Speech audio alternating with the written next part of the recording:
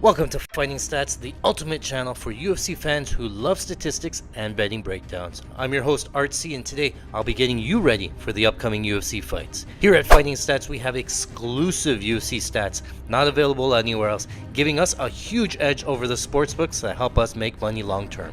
Here at Fighting Stats, we also track how often they throw that left jab or that right hook from southpaw, how often they're moving back, or how much time is spent in side control versus full mount. We have all of that information, but that's not it. We pair that with our tape study here. We're going to go through the fights. We're going to watch for fighters' strengths, weaknesses, tendencies, and overall strategies to help you get prepared for the upcoming UFC fights. So sit back, relax, and enjoy the show. Welcome to Fighting Stats.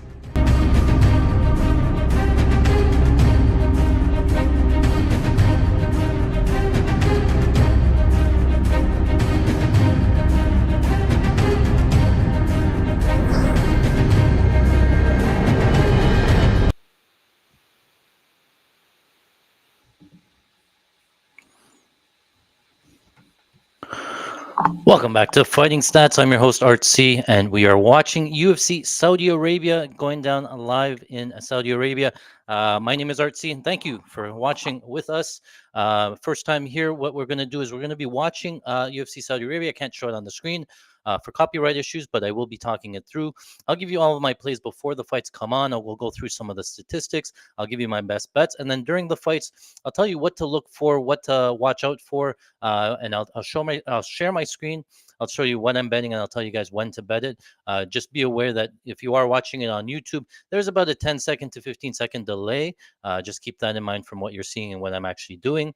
So keep that in mind when I'm placing those bets. But otherwise, just follow along with me. I'll tell you everything that you need to know before the fights, and we'll go from there. Feel free to put any questions or comments in the comments there. I'll try to get to them as we go along, and then we'll go through the stats and we'll break everything down for you as we go. So far, the thoughts on the card. So far, it's been decent, I guess. Decent fights. Nothing too crazy happened. The Shamil Gaziev one comes to mind in terms of a one-punch knockout there. But so far, I think we're up just a little bit there. We hit a decent takedown parlay there. Um, let's just recap where we are, sort of thing. In the first fight there, we had Yeah, in the first fight there, we have Handy Abdul Wahab. We had a money line there, but we did live bet Pogues, thinking that he was coming back in that fight. So I lost live betting, but I won pre-fight.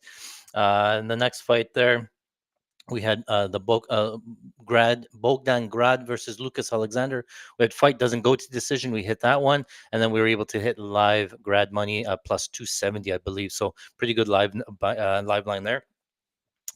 The Jasmine Jazavizius ones, we hit that one the live. We had money line pre-fight minus 200, and then I tried to get on Bueno Silva into round two live betting there. Just looked like Bueno Silva was working the body a little bit. Looked like all of the power on Jazavizius punches came off, and she needed the takedown, but unfortunately she got the takedown. Rode her out there. We did have the Jasmine round three as well. Another bad beat because again she's close to finishing him. Mayra Bueno Silva sort of goes zombie modes and survives, and then doesn't get finished there. After that, we had the Terrence McKinney. Hadzovic ends by KO. The odds suggesting that it would end by submission, but McKinney's live just the way that he goes out. That was plus 140. Hit that one there. And then the last fight that was on the Thomas Peterson Gaziev. We had the over 1.5, and fight goes to decision. It was looking good there for a while. Gaziev comes out with a one-punch KO knockout, finishes Peterson there. So wasn't too happy about that one, but we did have a takedown parlay. We had Bogdan under 1.5 takedowns, Lucas Alexander under half a takedown. That one won. So overall for the event so far, I'm up $2,400 plus 4.8 units. Straight bets about 700, props about 700, and takedowns, significant strikes up about 1,200. So not a bad start. I think I'm up a little bit live betting, just again from the Grad live bet numbers. But so far we're in the red, making some profit. So we'll go through the card together. Let me know what you guys think. Let me know how you guys are doing. Let me share my screen. I'll talk it out, sort of thing here. What we're going to be doing is I have my FanDuel account here. I'll be using FanDuel and DraftKings to live bet. I have the DraftKings up on my phone, so I'll just call out the live odds based on the odds that I see, and then FanDuel. I'll share my screen here. On the top right here, you're going to see the fighter matchups here. This is according to ESPN. We do have some significant strike props. We have some takedown props. These numbers here are going to be unofficial. We'll look at UFC stats for the official numbers, but this one has a sort of real-time tracking there as well. In the corner here, we have the clock. So I will try to start the clock when the timer starts on my screen so that you know exactly where I'm at and what I'm seeing so that you can follow along sort of thing. What I do is I put one fighter on the red side, one fighter on the blue side there, and I'll start the timer. If after the round, I'll tell you who I thought won the fight. So if you're coming in late, or if you just want to recap there, you can see how I'm scoring the fight as we go. And then it might help you with the live lines based on, again, our scoring. And it helps us to remember where we are sort of in the fight, right? So we've already seen in that first fight, Pogues and Hamdi. I thought that Pogues ended up winning that fight. 30-27 sounded right. I thought it was going to be 29-28 Pogues, but they gave it to Hamdi because of the top time. A little bit concerned with the home field judging there because of that. But other than that, I thought the judging's been so far on point. A couple of finishes, obviously like fights like Jasmine, it's hard to get wrong, but nonetheless, we're going to be looking at that. So that's all the housekeeping for me. Let's get into the breakdown here. This Mike Davis Faraz Ziam is the next fight. Oh man. Okay. So let me move this one over. First, we'll start here on the Faraz Ziam side. I'm going to go through some of our stats. These are our fighting stats dashboards. We've actually come up with a new look and feel. So this is just Faraz Ziam. We have the offensive defense, 6-2 in the UFC. You can see most of his wins coming there from decision. Most of his losses either from submission or decision. First, Ziam going to be your typical French kickboxer, light on his feet. He was in the UFC a while ago, and then he briefly left, and now he's back. Since returning, he's looked pretty good in his return. So again, I talked about him being a distance striker. 72% of his striking is going to come from a distance. Goes to the head about 79% of the time to the head at 41% head strike accuracy, which is pretty good. Goes to the body at 12%, and then goes to the legs at 9%. Uses a wide variety of kicks, I think, as well. And then defensively, his head strike defense really good at 18%. So there's a big difference there. He's very accurate on the feet, and he's very hard to hit defensive wise. Body. 68.5% body strike defense and 79% leg kick defense here. So one thing I do want to talk about here is the takedown defense of Faraz Ziam. Overall in the UFC, not pretty good at 32% takedown defense. Giving up some control time there as well. But again, with any kind of French kickboxer, what you're going to want to do against them is trying to get them down to the ground sort of thing. So keep that in mind. Offensively striking here. Again, we talked about the head strike accuracy. You can see the strikes thrown by round here. 27%. 27 strikes thrown in round one, 36 in round two, and drops off into round three. They're averaging about 14, 18, and 10 strikes landed for Faraz Ziam offensively. And then on the defensive side, again, we talked about how good his defensive striking is. Only allowing 8 strikes landed in round one, 7 strikes landed in round two, and 8 strikes landed in round three. So again, very hard to hit when he is on the feet. But the problem is, again, for me, it's the defensive grappling, and I want to sort of highlight some of this. We go over to the defensive grappling report. He's on average seen 2.4 takedowns attempted against in round one, 2.6 in round two, 2.7 in round three. Right, Matt Favola got him down 1 and 3. I think he had him mounted because of the guillotine. Ziam able to get out of that, but before that, he gave up 7 takedowns to Claudio Puelles being a BJJ guy, not really the best grappler, and he got him down 7 times. Jai Herbert didn't get him down, but Jai Herbert's a striker. Figlak, same thing. Didn't get him down there. But Terrence McKinney, I believe, got him down and submitted him. Luigi Vendramini, not in the UFC again, gave up 5 takedowns to Jamie Malarkey, and then 3 takedowns against Don Madge. But again, that was older, back when he was in the UFC. But again, since coming back, he looked good against Matt Favola. I just don't rate Matt Favola's offensive grappling that much there. So, and then we can see here in our fighting stats time breakdown, if he does get to the bottom, you see most of the time here is spent in half guard. 39% of the time is in half guard. 23% of the time he spent in full guard. 19% was in half guard, and then the rest in mount there. So In terms of striking tendencies for Ziam, he's a 73% single strike rate. He does like the jab. He goes to the jab at 22%. He likes the right cross at 13%, and then the left hook at 9% there. And then he'll throw the rear low kick and the rear high kick, each about 7 to 8% of the time. So that brings up a big chunk of his arsenal is just a lot of straight punches, one, two, threes, and the rear low kick. So keep an eye on that. So moving on, so that was Ziam again, the French kickboxer. For me, it's going to be Mike Davis here. Mike Davis, to me, he looks impressive, man. I'm predicting him top 15, top 10 type guy. He can do it all. I think he can strike very well. I think his wrestling's very good. I think his entries on his takedowns are very good. You'll see him working in the takedowns with the striking. He'll level change, get to the hips pretty good, and then get you down to the ground. Overall, 71% distance striking, 20% on the ground, and 9% in the clinch. And that's not bad. And then goes to the head at 73% head strike accuracy at 47%, which is pretty good. And then head strike defense at 32. So a little bit more hittable than Ziam on the feet, and a little bit more accurate in terms of head strike accuracy. Leg kick, 7% leg kick target, 78% leg kick accuracy. And then I go to the offensive wrestling of Mike Davis. 88 attempts, 56 of them have been successful. On average, in terms of volume, there, right? He's throwing a big number of volume in terms of striking. 55 strikes thrown in round one, 39 in round two, 49 in round three. So decent volume, 30, 20, and 26. That goes strength against strength, in terms of Mike Davis's offensive striking, and then Ziam's inability to not get hit. So take a look at that. And then defensive striking for Mike Davis, 24 strikes landed or absorbed in rounds one and two, and then 28 in rounds number three. So keep that in mind there. And then I look over to the offensive grappling. This is why I like the Mike Davis side.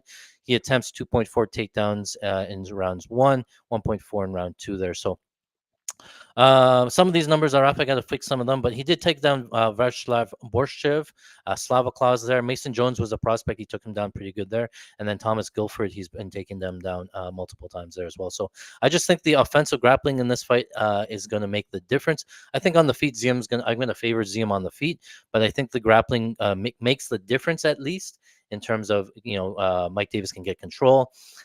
So I like Mike Davis on the money line. I was surprised at the line movement. The line came in. Ziam was a big dog, and now it got bet down a little bit. So I have Mike Davis on the money line. I think 2 units. Let me see what else I have. Mike Davis money line. I sprinkled a little bit of Mike Davis over 2.5 takedowns. Again, his timing on the takedowns is good. I think he will try to work the grappling in. Level change. He might not come out right away, but you'll see him strike a little bit, and then when you get comfortable, then he's going to level change and get that takedown. I think over 2.5 is okay. It's just a small sprinkle because I think his top time's not really his top control's not very good, but he can get those takedowns in the wrestling and make good. And Ziam giving up those takedowns to Puelas, not the best of looks. So looks like Ziam's coming out now, making his walk to the cage. Get my sound up. All right. Okay. What do you guys have? Mike Davis over 2.5. Anything else? First, ZMO, I have it under under half a takedown as well for 1 unit.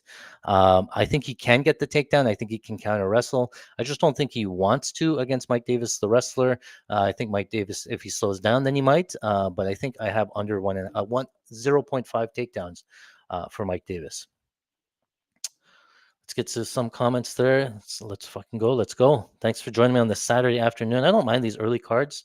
Gives me the rest of the day to do stuff. Codliv says, "Oh, what's good? Thank you for coming out." Mr. David Pebler, can I has monies? You have enough monies. Davis money line the way to go. I think it's good. I think in terms of live betting, what we're going to be doing is I think Ziam has some decent cardio. Davis has some decent cardio. I think it could go back and forth. I am looking to take any kind of big money, but I think what I'm going to be looking for is Ziam's takedown defense. If he shows like really good hips, or if Davis is deep on the takedown, then maybe I'll jump to the Faraz Ziam side. But I'm going to hold off in terms of live betting just because again I have Davis money line. So keep that in mind. I'll tell you guys, if you don't have any plays and you just want to live bet, I'll tell you guys what to look for there as well. So let's get this started here. They're in the cage. I'm just get this other screen going here. Go live. Oh, I gotta type this in. Hold on. Live.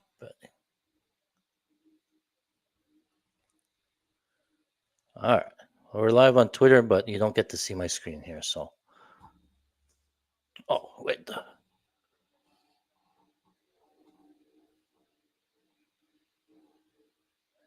come on. There we go. All right. Welcome, guys, on Twitter here.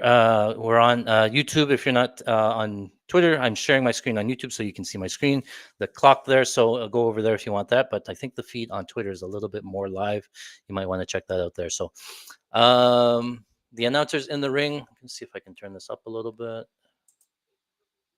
No, that wasn't the one.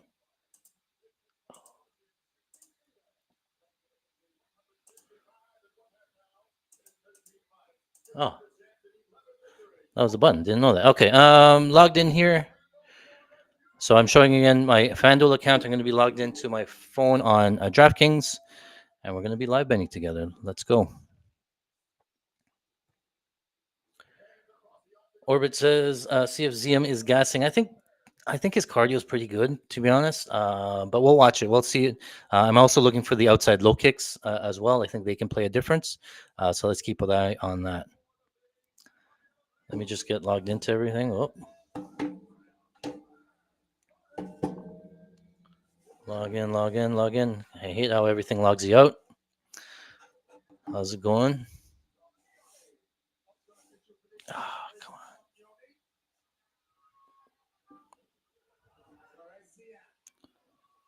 God damn, it's so hard to log back into these things. All right, so the clock's starting. All right, they're off. Round number one. All right, both guys take orthodox Mike Davis in the blue trunks right away, grabbing a single leg. What is this? Mike Davis pulled guard.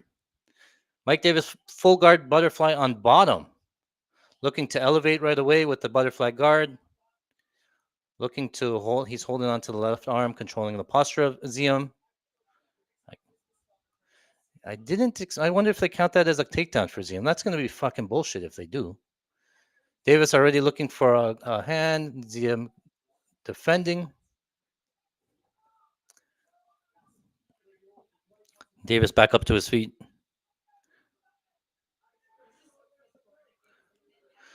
Back up to his feet, working on a single leg here against the fence. Ziam pushing the head down.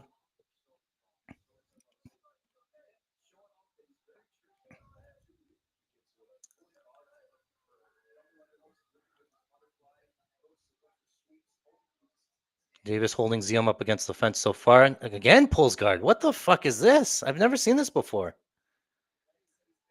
Now Ziam on the chin. Now they're back up to his feet. That's weird.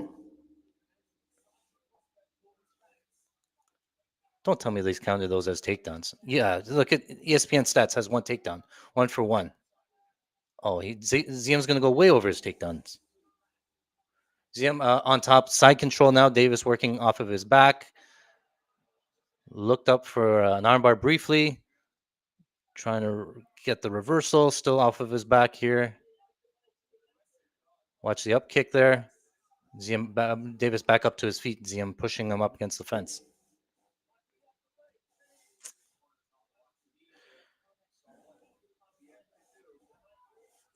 Ziam clinching up against the fence. Still trying to log into DraftKings here. Working the clinch. Still boggled my mind about pulling guard for Mike Davis. Spinning back elbow there for Ziam. Partially landed. Referee saying pause. Why? Is it in or out? It went back. All right.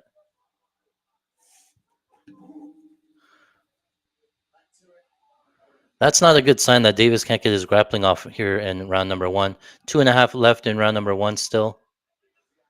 Ziam working the body with a couple of jabs. That single legs there. Oh, kick up the middle, blocked. Jab to the body there, a hook to the body there from Ziam. Nice jab from Ziam. Davis missing on the punches, trying to work his way in. Stuffed. That's not a good sign. Live line here. I'm trying to load the Ziam minus 425 on DraftKings.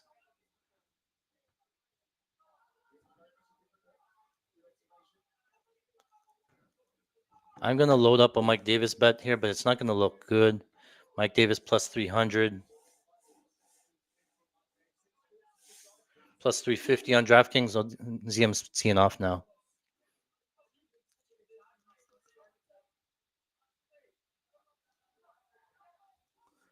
Davis pressuring forward here. Still 90 seconds left in round number one. Gets an outside leg, looking for another takedown. Nice hips from Ziam. Not going to get the takedown here. Uh-oh. Big elbow over the top from Davis. Or sorry, from Ziam. Davis lands. Oh, picks him up. Davis slams him. Davis on the back. Body lock. You can get some plus 400 here if you want some Davis money line. Plus 440. Not a bad look, honestly. He's going to get into mount here. Transition into mount. 1 minute left. The line's gone there. Let me see if I can get some plus 400. Mike Davis plus 400. DraftKings trying to go through under review. Under review plus 300. Okay, I'll take plus 300. Took Mike Davis plus 300, 1 unit. He's in mount here. If he does some damage here, I think they're going to have to give him the round. Oh, reverse from Ziam. Nope. Got it back. Mike Davis back into half guard. So we got him out there, but he's back into half guard. Mike Davis some elbows from on top.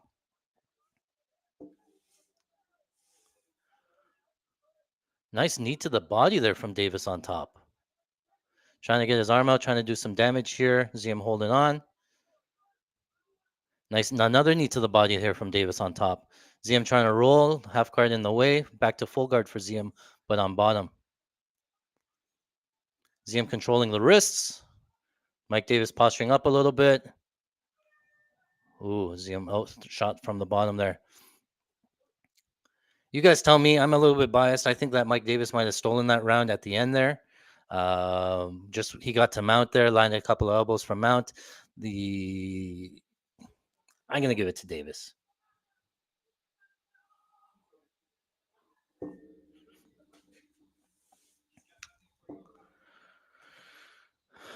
I'll start to see this. What is a way to lose my Ziam under 1.5? Yeah, or under half a takedown bet. Yeah. I'll be honest, I didn't see Mike Davis pulling guard. That was not on my bingo card. But I did get Mike Davis plus 300 on the live line. It looks like it's come down now. It's plus 150 on the live line. I can go back on the Ferris Ziam minus 195. Which right now on DraftKings on FanDuel, it's minus 270. So I'll leave it right now. But I think Mike Davis could have stole that round. Yeah, here. ESPN stats gave him one takedown so far for Ziam. Right, he didn't do much with the takedown. It was more Davis that pulled guard with those. Davis was trying to sweep, couldn't get much of the sweep. Ziam landed better shots on the feet for sure, and then Davis had the mount and the damage up from top. So I'm giving it to Davis there. Started of round two, they're off. My clock's a little bit behind. I started slow. I'm about 13 seconds on clock here.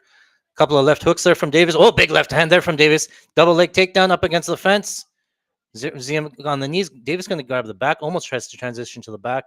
Doesn't get it, but he's clinching up against the fence. Looked like he was going to get it without the takedown. Ziam trying to outside trip. Ziam outside trip. Oh, the fence saves Davis. I would have rather them lost the takedown bet because of that takedown, but Davis stays up on his feet. Davis pummeling under 50-50 position. Looks like he's going to be able to turn him. If I see some plus money on Ziam there, I'm going to take it because I have some plus 300 on Davis. So hopefully he can get a takedown here. Oh, he looked for an outside trip there. Again, almost got it. Looking for a single leg, gives up on it, clinching up against the fence, still 50-50. Ziam trying to turn. Ziam turns him. Ziam on the outside now. Oh, trip, outside trip, trip. Almost. Oh, doesn't get it. Davis tried the trip, almost got it. Still clinching up against the fence. Davis with double underhooks. Watch the spinning back elbow here. Oh, watch the spinning back elbow. Watch the knee. Oh, watch the knee, Ziam. That doesn't work anymore, Davis. Get out of there. Oh, he's cut open. Big cut open. Ziam hit him with a knee, cut Davis open above the eye. You might want to take some Ziam here. Oh, they might stop it because of a cut. Are you serious? Oh, no, the cut's fine. It's on the side of the head. The cut's on the side of the head. Ziam with a pickup. Oh, he's going to pick up Davis. Oh, 12 to 6 on the top of the head. Ziam with a takedown in the middle of the fence. Davis is fine with that. He pulled guard before. Looking for a sweep here, looking for a leg. Davis doesn't get it. Ziam wants to stay on top. Ziam on top. Uh-oh. Now the line's gonna move. Davis looking for a heel hook. Oh, he might get a sweep here. He might. Oh, Davis get on top. He's looking for a heel hook. Heel hook, Davis. Not gonna get it. Might get the back. Might get the back. Davis on the back. Heel clap slicer. Clap slicer. Clap slicer on the back for Davis. Not gonna get it, but gonna keep control. Davis is on top. Davis gonna try to work into mount. Oh, this is huge. He still has a calf slicer. That knee's all messed up. That right knee of Ziam is going to be messed. Let's watch when he gets up what he looks like. But Davis right now in this pretzel position. Looks like there's about 2 minutes left in round number 2. Davis bleeding all over Ziam. It's going to make it harder for the submissions. Arm triangle, looking for an arm triangle, looking for a reversal. Ziam gets the reversal, but his leg is still stuck. Look at the leg sideways. Oh, he's going to give it up. Mike Davis is going to get the back, though. He still has the calf slicer. Davis still trying to get on top. Arm triangle from the bottom. Arm triangle from the bottom. Oh, that calf slicer is done. Oh, look. Ziam got his leg out. But now it's Davis on top, back in mount. Still about minute 20 left in round number 2. Big breast from Ziam on bottom. Ziam trying to get out of it. Rolls. Oh, Davis gives up the position. Ziam on top now. Uh-oh. Now what do we do? Big shots from Ziam on top here. Davis trying to cover, regain guard. There's about 40 seconds left in round number 2. Davis trying to get back up to his feet.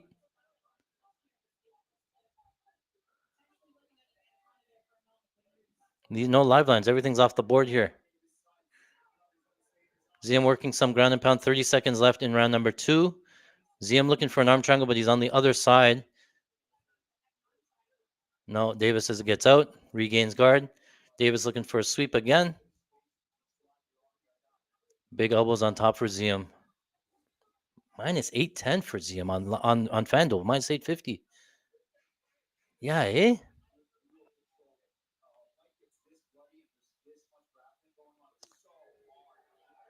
Big elbows here from Ziam on top. Ziam could have stole this round here. Man, Davis very slow to get up. He's done. He's done. Mike Davis very slow to get up. Going slow to his corner. Oh, Mike Davis completely gassed. We're going to give that round to Ziam. Mike Davis had all that control. He had the submission attempt. He wasn't able to do much with it. And then Ziam at the end of the second round does the damage with the elbows and stuff. Looks like the live line, minus 810 for Ziam on DraftKings. I can't take it anymore. I was hoping minus 1,000. So I guess the books are thinking that Ziam is up 2 rounds here.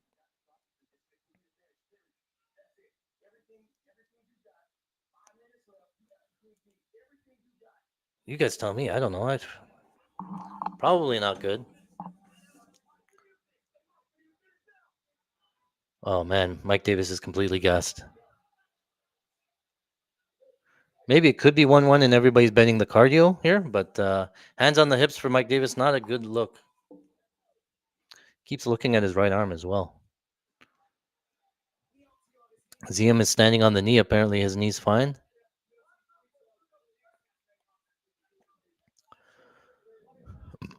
Mike Davis pressing forward. Oh, nice right hand there from Davis.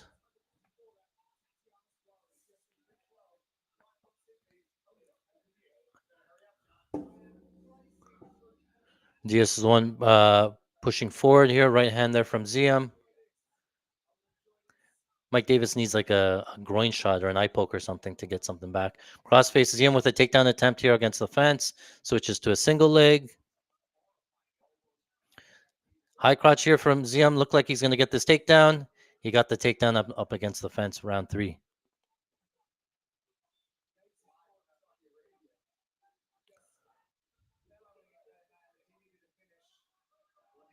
Nice elbow from the bottom there from Davis. Again, working this butterfly guard. He's up against the fence. A nice right hand there from Ziam.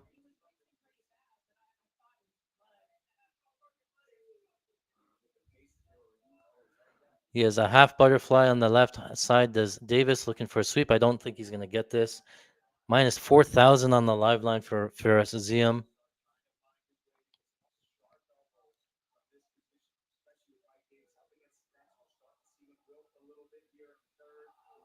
Pushing on the feet, on the hips for Mike Davis. Ziam's still on top.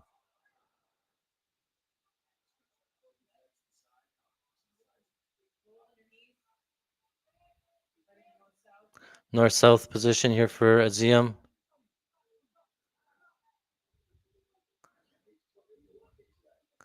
Davis trying to get some energy back. I think he's just flat on his back, north-south up against the fence. Using the cage. Going to try to grab the back from the cage. Got so little far hook in. Oh, he almost had it. Anytime you can get the back from bottom, it's nuts. Ziam right hand there. Davis grabbing a single leg. Looks like Ziam going to sprawl defend it. Ziam looking for a neck. Oh, Dars for Ziam. Dars attack. Oh, lets it go. Davis back on his back flat. Oh, nice submission attempt there from Davis on top. No, doesn't get it.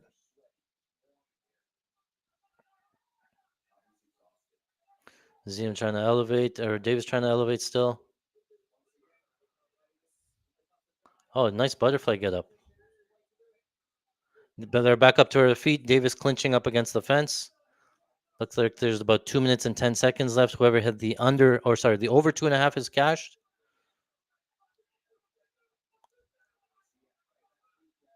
Outside kick there from Davis. A return from Ziam 1-2. Nice elbow from Ziam.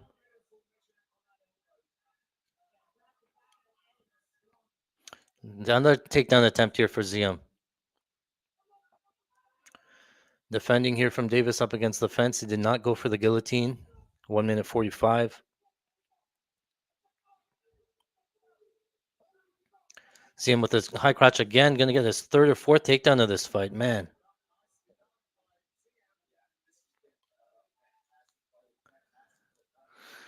Looks like Ziam's going to cruise. Now, is it 29-28 or 30-27 for Ziam?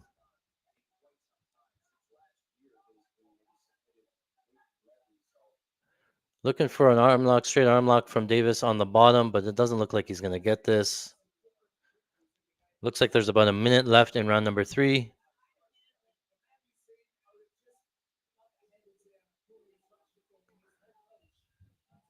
Davis last ditch attempt for a heel hook. Oh, going back to the calf slicer and heel hook. No, so slippery, not going to get it. Davis back up. Davis. Oh, Davis on top now. Last minute, 45 seconds. Davis in full guard. Couple of elbows here from the top.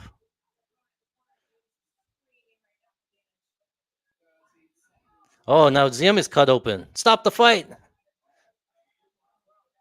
Couple of ground and pound here from Davis on top.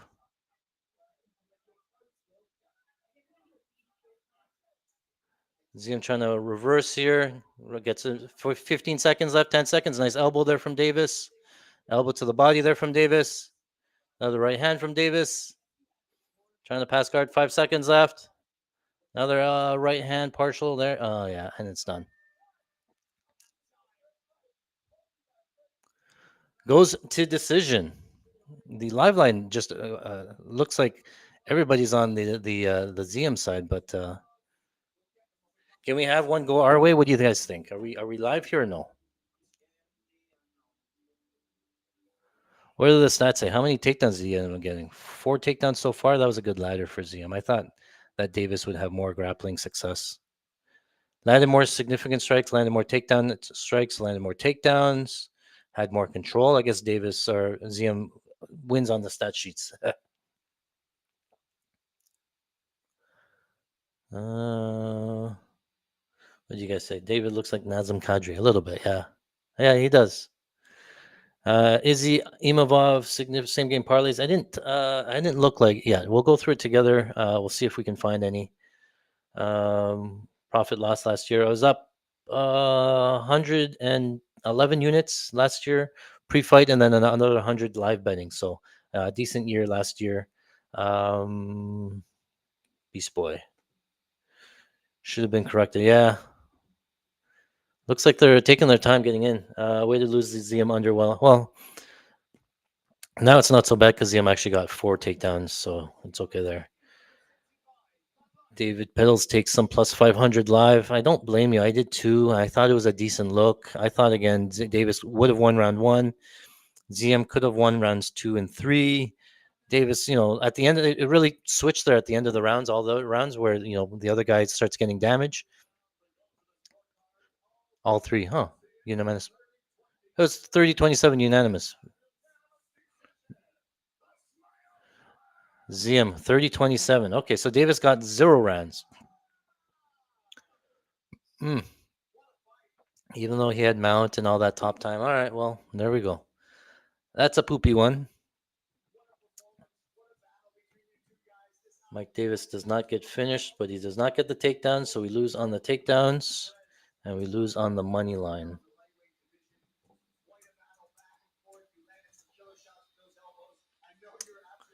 Page, Imavov, Rozenstruik, Mike Davis, decision. That one's a loss too. Okay. And the takedown ones. Okay, so that was bad. Where are we at now? It says we're up a little bit. Still 1,400 up profit so far. But yeah, no, because I haven't graded these ones. Yeah, we're done. How do you guys do? That wasn't great for me. I had Mike Davis as the top card there. Yeah, I've never seen him pull guard like that. That was weird, man. I thought he would come out. I thought his wrestling would be a lot stronger. Never pulled guard. Never really reliant on his BJJ. Ziam on the feet. Obviously, we said he would be better on the feet. Nice knee there in the clinch. I think it was just the grappling more. I thought Davis would have more success grappling. I thought you might be a little bit stronger. That was a misread. Ziam ending up good. Looked like good counter grappling there as well, and did more damage on the feet. But nonetheless, we move on. Ziam wins. All right. This next fight is Said Nurmagomedov, Vinicius Dil Oliveira. Let's move on to there. We're going to start with the Said Nurmagomedov. If you remember the name, I think they're cousins or something, kind of like. I compare Said to Umar, just the way he moves around. Big kicker, not really your typical wrestler, grappler, as you might think about. So Said Nurmagomedov, 73% distance strike, 10% on the ground, 17 in the clinch. He does go to the head at 72% of the time, 36% head strike accuracy. On defense, 28% head strike defense, not bad. A big kicker here, so he does go to the legs at 12% and 89% striking accuracy. Leg kicks against. That has been somewhat of a pattern I've seen. I've seen him take some damage to the legs there. So a lot of his fighters kick him. 22% leg target against at 76% leg kick defense. His offensive takedowns, again, he's not your typical Adesanya. He's gone 5 and 30 in takedown accuracy, only 70% accuracy offensively, and then defensively, 35% takedown defense. No knockdowns against, only 1 knockdown offensively. And then here we'll go into the striking here. Looks to be pretty consistent in terms of his offensive striking. Throws about 30 strikes in round 1, 34 strikes in round 2, 33 in round 3. So consistently about 14 to 17 strikes landed in rounds 1, 2, and 3. Does have 1 knockdown coming from round number 1 there. So, like, if you go back and watch the Jonathan Martinez fight, that one pretty entertaining. Let me see here. You can see Jonathan Martinez going to the legs there, landing about 18 leg kicks. So let's just talk about his defensive striking, just because he does have that footwork and the movement, just like Umar. Very tough to hit as well. 28% head strike defense. On average, eats about 6 strikes in round one, 13 in round two, and 10 strikes landed or absorbed in round number three. We talked about the target breakdown. Yeah, you can see that some fighters do go to the leg kicks a lot here. Ronnie Barcelos going a bunch of times, 17 times to the legs. Um, Douglas Andrade going to the legs there as well. Jonathan Martinez there. So he does eat a decent amount of shots to the legs, that being somewhat of a weakness there. And then let's go over to the offensive grappling. He did get Jonathan Martinez down 3 times on 9 attempts. You can see about a minute of control in rounds one, two, and then about 150 seconds control in round number three. Um, yeah, before that, let's see. Douglas DeAndrade. Yeah. Defensive grappling, decent look there as well. Said Yukov Kakramanov was the one that got him down 5 times. Before that, Ronnie Basel got him down twice there. So I don't think Martinez shoots for a takedown here. Let's go to the top time. So when he is on top here, he's going to have 40% full guard, 35% back mount time, and then 25% in the north-south. Again, we talked about how kick heavy he is. He has a 29% kick rate. 73% single shots, right? So 22% of the time he's going single jab, 13% of the time single cross, and then 9% of the time he's going for the lead hook, and then same thing, he goes rear low kick, rear high kick there. So decent, well-rounded fighter. Here's Asad Nurmagomedov. If I have to pick a side, that's probably the side I'm going to do. I think he's better everywhere, but just spoiling it here. I don't have anything on this next fight. I was hoping to live bet it there, but now here we go over to Vinicius de Oliveira. He has some flashy knockouts. He has that one jumping knee knockout, looks pretty good there. But I didn't have a ton of data here on him, so I don't have much to go through in terms of Vinicius because he was coming off of the Dana White Contender Series. Overall, if I had to pick, I'm going to take Umar. I think he's, Umar is probably more well-rounded. I think he's better on the feet. I think he does have a nasty front ninja choke. So if he does get the chance, he can jump on the choke. I can see Umar getting a submission, but I don't really like the price there. I can see it KO, but it probably goes to decision. It's probably going to be Saeed decision, but again, I haven't played anything yet. Nothing really standing out for me. So I'm going to let that one pass. We'll see if we can get on it live. And we'll keep an eye out on those leg kicks for Vinicius. And then we'll see. What do you guys have in the chat? Let me know below. If you have anything, I'll root for you. Or if maybe I'm missing anything, we can follow it from there. Let me make sure I'm logged into DraftKings. And somebody asked about those same game parlays on DraftKings. So let me see if I can pull that up while we're waiting. That was the Imavov one, right? Here.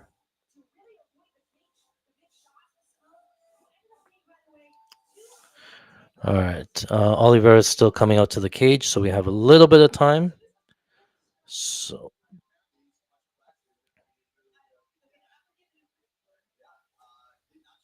I'm saying Saeed. Yeah, I'm saying he's very similar to Umar. It's Saeed. Yeah, I keep saying I can mix them up. Umar, Saeed, and Umar. They're very similar. Same game parlay DraftKings. Let me just talk it through because I did want to take a look at what was here. Fight props. So they do have more significant strikes. So the main event, I think it's pretty close. I think I have it more 50-50. I took the plus money on Imavov. I just think he has more ways to win. I do think that it could be a staring contest at times. So let me take a look. I think Imavov will work the grappling. But I think he'll have some grappling success if the striking doesn't go his way. So let me see here. Let's go tied knockdowns. Yeah. Imavov most takedowns. So if I go tied knockdowns and goes to decision, it's only plus 230. If I add in most takedowns, it only goes to plus 300. So I don't do that. Most significant strikes. There you go, Israel, most significant strikes. And then Imavov decision. Oh, there's where you get. Okay, so You have to go Israel Adesanya most significant strikes, and then Imavov to win. I think it's. I guess so. I guess it's possible. Tied knockdowns, most takedowns, 35 to 1. It's a lot of legs. I'm not dying to bet it. I went back and I looked. Anytime Israel Adesanya had most significant strikes, he usually wins, and it's most significant strikes and most strikes. I think there's a case where if Imavov gets the takedown, then he does a lot of these like little rabbit shots on top. He can work, work in the strikes, get to the strikes on top. So I'll pass for now. I think I have Malvov money line. I'm okay at plus 3,500. Not a bad look, but it's tied knockdowns, goes to decision. Adesanya most significant strikes, Imavov most takedowns, and Imavov to win. So it's a lot of legs for plus 3,500. I find DraftKings completely their same game parlays now are almost unbettable. There's nothing there. I check all the time, and then most of their options are all one way lines, so they can juice the hell out of them, and then nothing really stands out. All right, so they're in the cage. We'll get this ready here. Again, I don't have anything pre-fight. We'll see if we can enter live, get something on this fight. I wouldn't mind Umar money line, but I want to see a little bit first. Okay, live here. Live them back on here.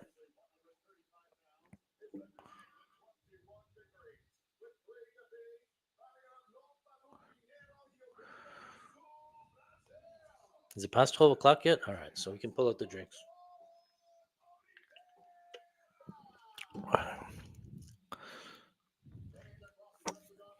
All right, pulling up my accounts here. Still logged into FanDuel here. Red corner here, we're going to go Saeed. Here we're going to go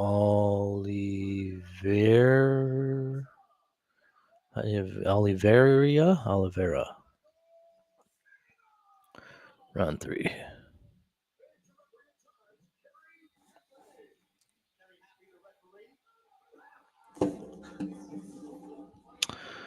All right. DraftKings does not pull that up. Oh, yeah. You guys were playing ping pong against each other. Looked like Saeed had beat him there, too. All right. They're off. Whoop. Oh, big strike there from Oliveira. Oliveira in the purplish blue. Omar Saeed on the outside, light on his feet. Oliveira with a kick. Nice question mark kick. Just misses for Saeed.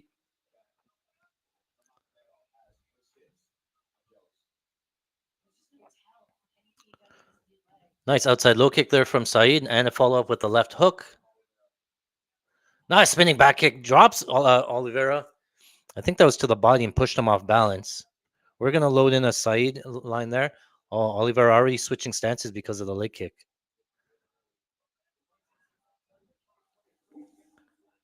Saeed looking a lot faster on the feet. Here, we're going to load up another Saeed on DraftKings minus 230. We're going to load up 2 units here just in case something happens. Live line's already dropping here. Oh, Oliveira in on a takedown attempt. Doesn't get it. Oh. Saeed was looking for that front ninja choke right away. Oliveira spun out of it. So keep an eye on that. Saeed back to standing. Both guys standing southpaw now. Switches to orthodox. Oh, nice outside low kick there from Saeed. That's a couple of low kicks already there. Watch that lead leg of Oliveira. Switches to southpaw again. Jumping knee just misses. 325 left in round number 1. Minus 360 on the live line. Oh, Oliveira on top. Looked like it was a spin. Oliveira on top, but now they're back up.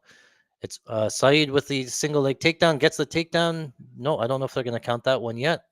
Oliveira back up to his feet. Nice takedown defense. Nice hips there from Oliveira. Nice defense.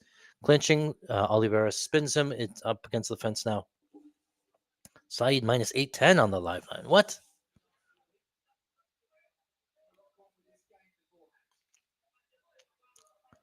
So we're not going to get any Oliveira. Well, we'll minus 810 is not playable, but let's see if anything happens here. We're still going to load up a bet just in case. Oliveira controlling side up against the fence. Nice head position. A lot of time left in round one for it to jump to minus 810. They're back standing to their feet again. Nice knee there from Oliveira.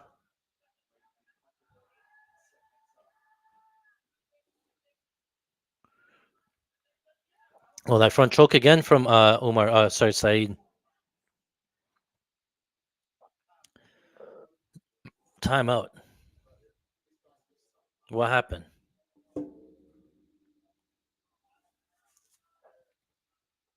Still trying to load up fucking DraftKings. They're so slow with their lines. Minus 620 here.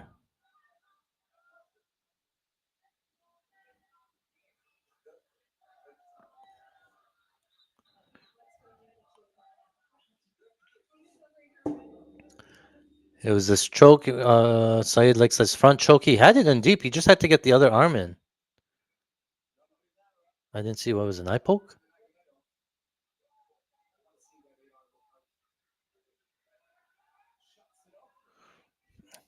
Should have taken him on the money line.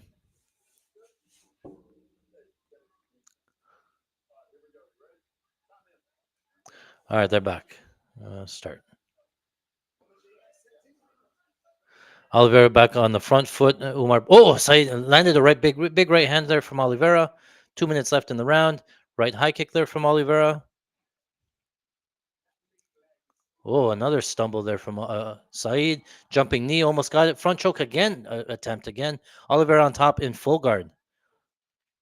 A minute 43 left for Oliveira on top. Not a bad time to go to the Oliveira live line if you wanted plus 400.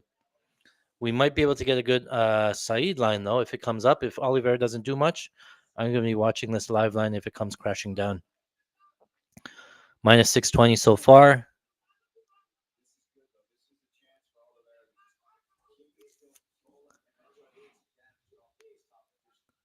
Also on DraftKings, oh yes, plus 225 for submission. Saeed keeps on looking for it. Oh, there was a head clash. Oh yeah, okay. Oliveira went for a spinning back fist, landed, and then they hit each other head clash, which caused this like knockdown, semi knockdown. So Oliveira on top here. Saeed controlling both overhooks, not letting him do much here. Doesn't look like any money's coming in on the Oliveira side. Still minus 620 live. Looking for a triangle. Big up kick there from Saeed. Setting up a triangle. Saeed passes. Viniscus. 24 seconds left in round number one. Couple of knees there from Oliveira. Knee to the body there.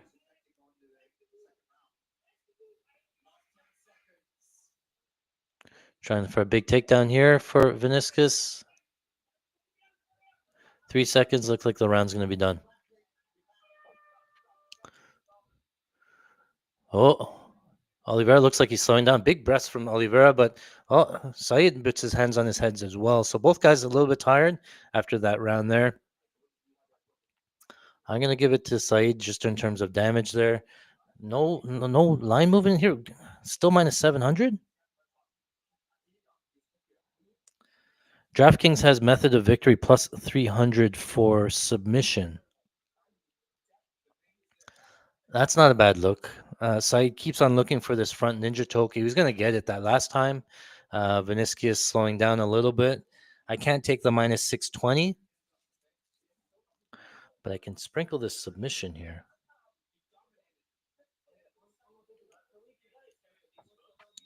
I'm going to put $100 on submission. Fight and submission plus 300.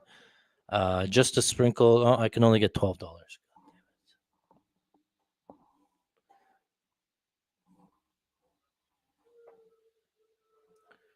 Submission plus 300. That one's not even going through. But what? It's $100. All right, round number two. They're off. Viniscus taking the center of the cage again. Okay, so I bet $100 on fight ends by submission plus 300. Outside low kick there from Oliveira. So he just keeps looking for the front choke. Anytime they get in close, he's jumping the neck. Big high kick blocked Oliveira. Right hand misses from Oliveira. Spinning back kick for Oliveira. Outside low kick from Oliveira lands. His immediate switch stances from Said.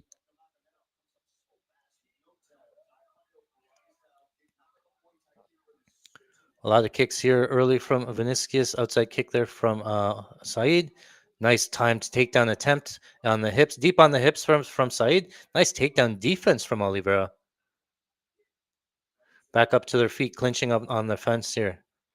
Nice takedown defense there from Oliveira, but he's going to be slowing down a little bit more. Still minus 620 on the live line.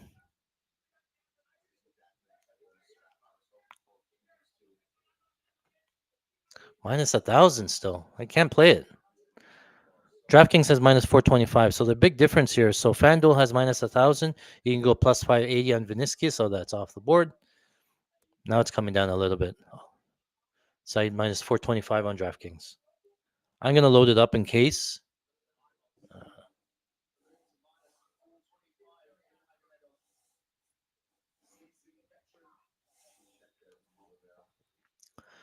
Right hand there misses. Oliveira with the high kick blocked. Spinning back attempt, back fist attempt there from Said misses. Oliveira with the takedown. Oliveira with the takedown now. And now he's on top, pushing the head up against the fence in full guard.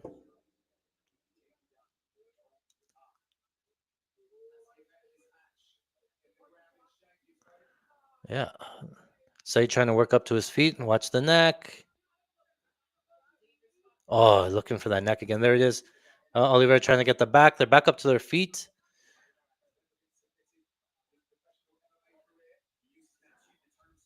Spinning back fist. They're off. They're back up, standing back to the center. About 2.5 left. The over 1.5 hit. Whoever played the over 1.5. Outside kick. Said catches a kick. Not able to get the takedown. Outside kick there from Oliveira. He's starting to slow down a little bit. So Said, both guys a little bit tired. Halfway through the fight. Looking to spin. Right, nice right elbow there from Said. Minus 195. I thought he won round one, right? Oh, big right hand there from Vinicius. Oh, both guys swinging big here.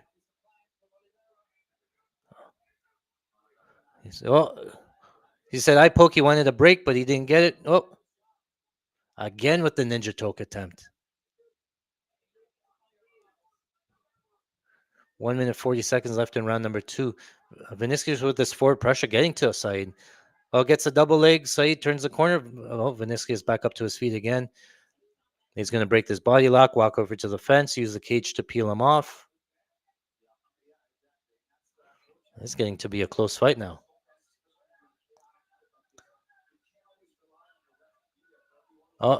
Oliveira, Said with the takedown. Vinicius back up to his feet though. Still with this body lock on the back. Switches to a single, double leg, gets the double leg takedown. Vinicius already back up to his feet again. Oh, this up, down, going to be tiring here for Said. Spinning back elbow. Watch this. Oh, Vinicius looks fine here. Said's starting to slow down here. I might come on the Vinicius side. Plus 250. Plus 300 on FanDuel. I'm going to take it. Plus 200. Plus 250. Plus 200. I didn't take it yet. Oh, big right hand. Okay, I'm going to take it. Vinicius plus 200. Ooh, what happened there? Kick to the liver. That one. You didn't like a kick to the liver. Betting is temporary. I didn't go through. I tried to get the plus 200 on FanDuel. Didn't go through. These guys are going all crazy. Right hand, big. Oliveira swinging big time. 8 seconds left in round number two. Oh, they're both gassed. Push kick there from Said. Big right hand there again. Oh, they're both gassed. Look at this pick 'em. Almost pick 'em there. I thought Oliveira won that round. I think it could be 1-1. Yeah, odds indicate it's probably pick 'em. Too bad I didn't get the plus 300 there or plus 250. Was trying to get in, didn't go through.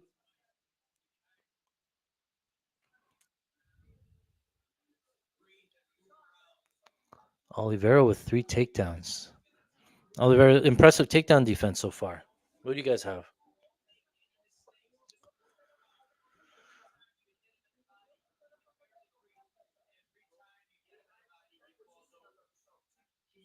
Both guys are going to start working the body here. So still pick 'em live. I think it's very hard to hold Oliveira down. Oliveira's rubbing his ribs. I think something happened to his ribs. He like cracked rib or something. He's protecting the left side. Yeah. Keep an eye on this left rib. He keeps like rubbing at it, looking at it. If Oliveira starts, I'm gonna load up a Saeed side. If I see him like grabbing the rib, or if he starts going to the body, then I'm gonna go on the Oliveira Saeed side now.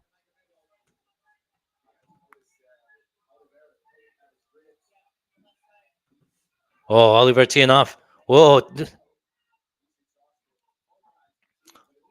Oliveira on top now. Big ground and pound here.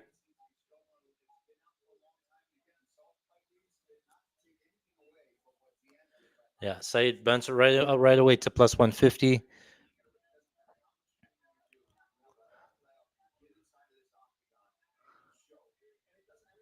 Oliveira posturing up here. Saeed's gonna get back up to his feet. It looks like.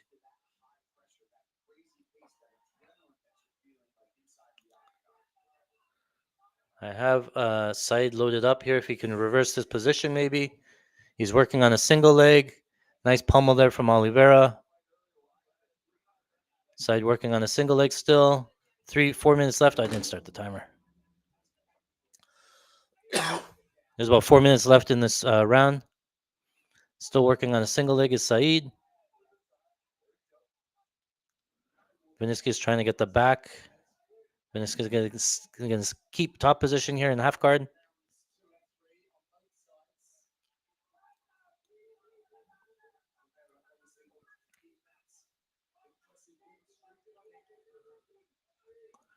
Oh, Viniski is going to move into mount. Hasn't mounted. Uh, Saeed back up. 3 minutes, 22 seconds left in round number 3.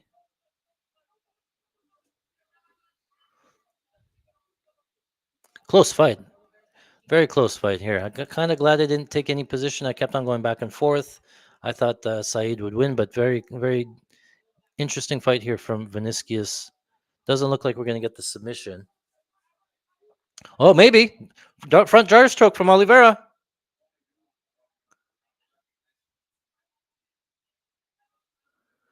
Front choke here from Dar's attempt. He's going to have to like flatten him out though, or roll him over. Oh, he's trying to get the body in there. Trying to like that Islam choke on Moicano. Doesn't look like he's going to get it.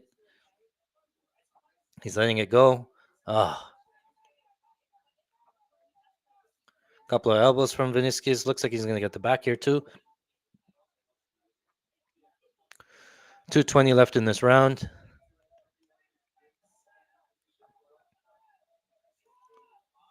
Saeed looks like he's gassed. Working on a single leg here.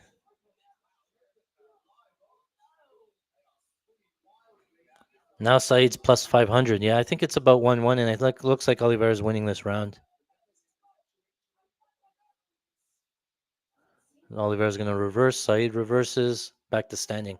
Oh, both guys gas. 1 minute, 50 seconds left. Oliveira looks like a little bit fresher and is back on the feet.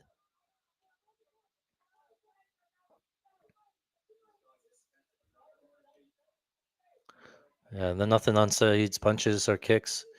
And the takedowns aren't working. It looks like it's going to be Saeed here by decision.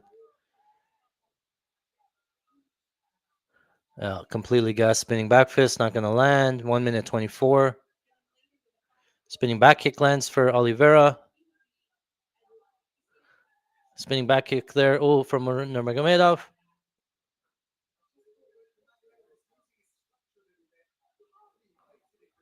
Oh, big right left hand there from Oliveira. Last minute. Oh, Saeed completely gassed. He's going to spin again. 1 minute left. Watch this jumping knee. Jumping knee. Come on. Oh, another shot here. Another Dar's attempt. No. Oliver tried to get the back. Saeed stopped him with the single leg. Oliver trying to get on top. Saeed turns it into a single leg. Gets the takedown briefly. Nice takedown defense here from Oliveira.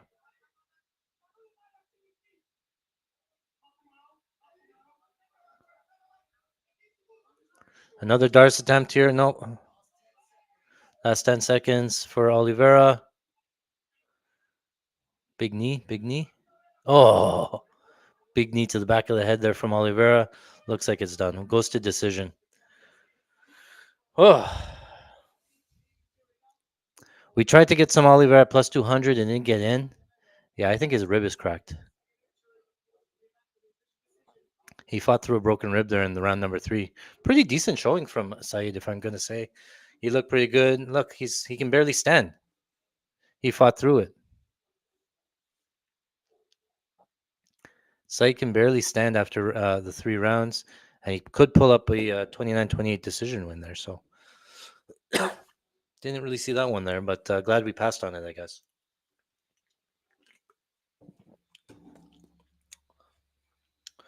What do you guys have? Robin says Saudi rig judging's warrant to sprinkle on Saeed. Yeah, I get it. He's the hometown guy, but sometimes you have to if it's clear, it's clear, right? Reset round 1. Looks like he's back in. Bruce, they're already in with the scorecard, so it's going to be pretty close. I think a unanimous 29-28. Oliveira makes sense. Looks like they're going to commercial.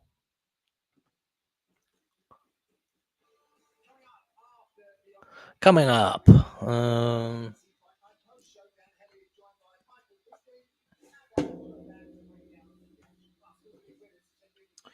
We didn't have anything on this, right? So, no, nothing to grade.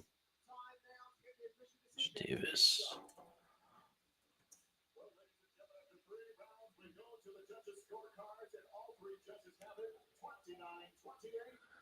All 3 unanimous decision, 29-28.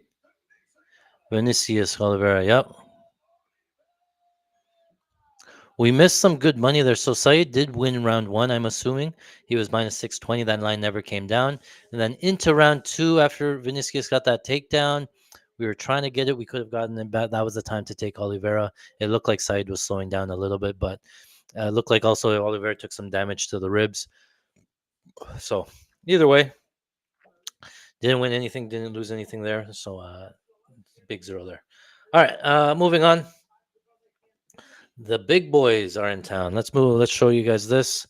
Let's start with the Sergey Pavlovich. I think that's the next fight, right? Or is it Page? Let me see. Yeah, Sergey Pavlovich is next. So for those that don't know, Sergey Pavlovich, yeah, it was too early. He jumped to plus 500 right away, and nothing really happened, right? But you get some good value sometimes live. Sometimes, yeah, we didn't take it. Just go with our gut next time. All right, Sergey Pavlovich, man, he's going to be a beast on the feet there. One of those all first round finishes, all come forward, no real grappling, no real technique, just throws bombs, sort of like the White Ngannou sort of thing, right? So let's go over the numbers here, and then I'll give you sort of how I see the fight going. Sergey Pavlovich, 75% distance striking, 16% on the ground, 9% in the clinch. Overall, he is a huge head hunter here, 93% head target at 43% head strike accuracy. You can see here, doesn't throw any kicks, 0 leg target, 0 leg accuracy. Goes to the body only about 7% of the time. On defense, 36% head strike defense, not great. Body strike defense, 65%, and leg kick defense, 73%. You can see leg target against 22%. So decent opponents go after his legs. Makes sense because, again, he doesn't really kick much. Big number for Sergey Pavlovich, 7 offensive knockdowns, knockdown rate of 0.05. Has been knocked down once against, so keep that in mind. Takedowns and takedown defense. I don't believe that there's any grappling in this fight, so I'll skim over it, but has attempted 3 takedowns and 0 of them been successful for Pavlovich. Seen 4 takedown attempts against, one of them been successful. So terms of the volume, kind of surprising here when I looked at it here. 38%, 38 strikes thrown in round number one, 39 in round number two, and 52 strikes thrown in round number three. Really only going to round number three once, though. That was against Alexander Volkov in that last fight. So keep that in mind that Pavlovich, his cardio did look okay in that Volkov fight. That one going to 3 rounds there. On defense, though, let's talk about this. We talked about the 36% head strike defense. You can see that his striking defense declined sharply after round one, only able to land 12 strikes against in round one, but then it shoots up to 31 in round number two. Uh, and 26 strikes against in round number three. That again, Volkov really only being the sample size getting out of round two and three, but keep that in mind. So, we're not going to touch on the grappling. I don't think that there's any grappling here for Pavlovich. What else do we have here? Let me see. Let me wait till it loads up. Not going to load up. Oh, here it is. Okay. No top time. Don't have to worry about the grappling. 73% single strike rate. Oh, I got to fix some of these. Ground strikes are off. Some of these are off.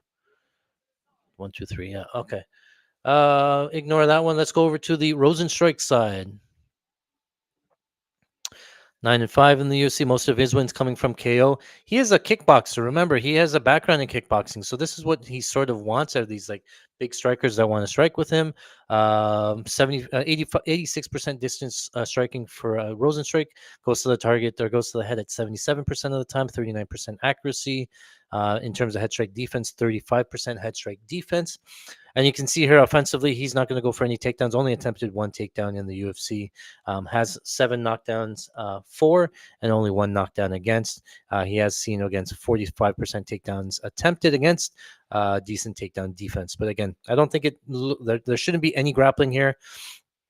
This one was kind of surprising here. If you look at Zarzino, Rozenstruik again, Pavlovich only going past round 2 in that last fight against Volkov. Otherwise, mostly all round ones. And the only time we saw him go past round 2, did he lose a decision here? You can see Zarzino, Rozenstruik, his offensive output. He does have some 5-round experience. He fought Shamil Gaziev and ended up finishing him. We just saw Gaziev beat Peterson by a first-round KO there. So just shows you that there's levels there. On average, lands about 9 strikes in round 1, 18 in round 2, 22 in round 3, 29 in round 4, and then 13 in round number 5. So his volume does go up as the fight goes on. We talked about Pavlovich, his defense declining as the fight goes on. So it's something definitely to keep an eye out, especially because Pavlovich is very dangerous early, but then his power starts to drop off. So Zarzino, Rozenstruik going to be a good live betting candidate here as well.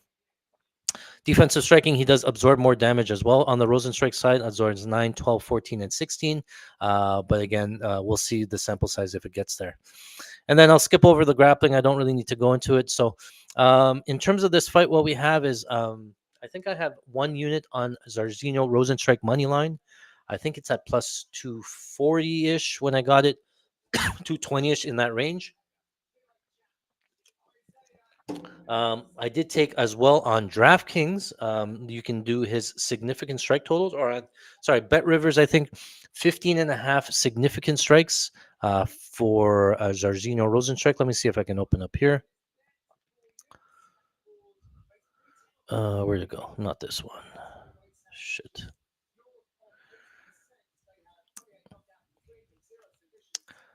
So again, I don't think that there's any grappling, so that I think the chances for strikes could pile up.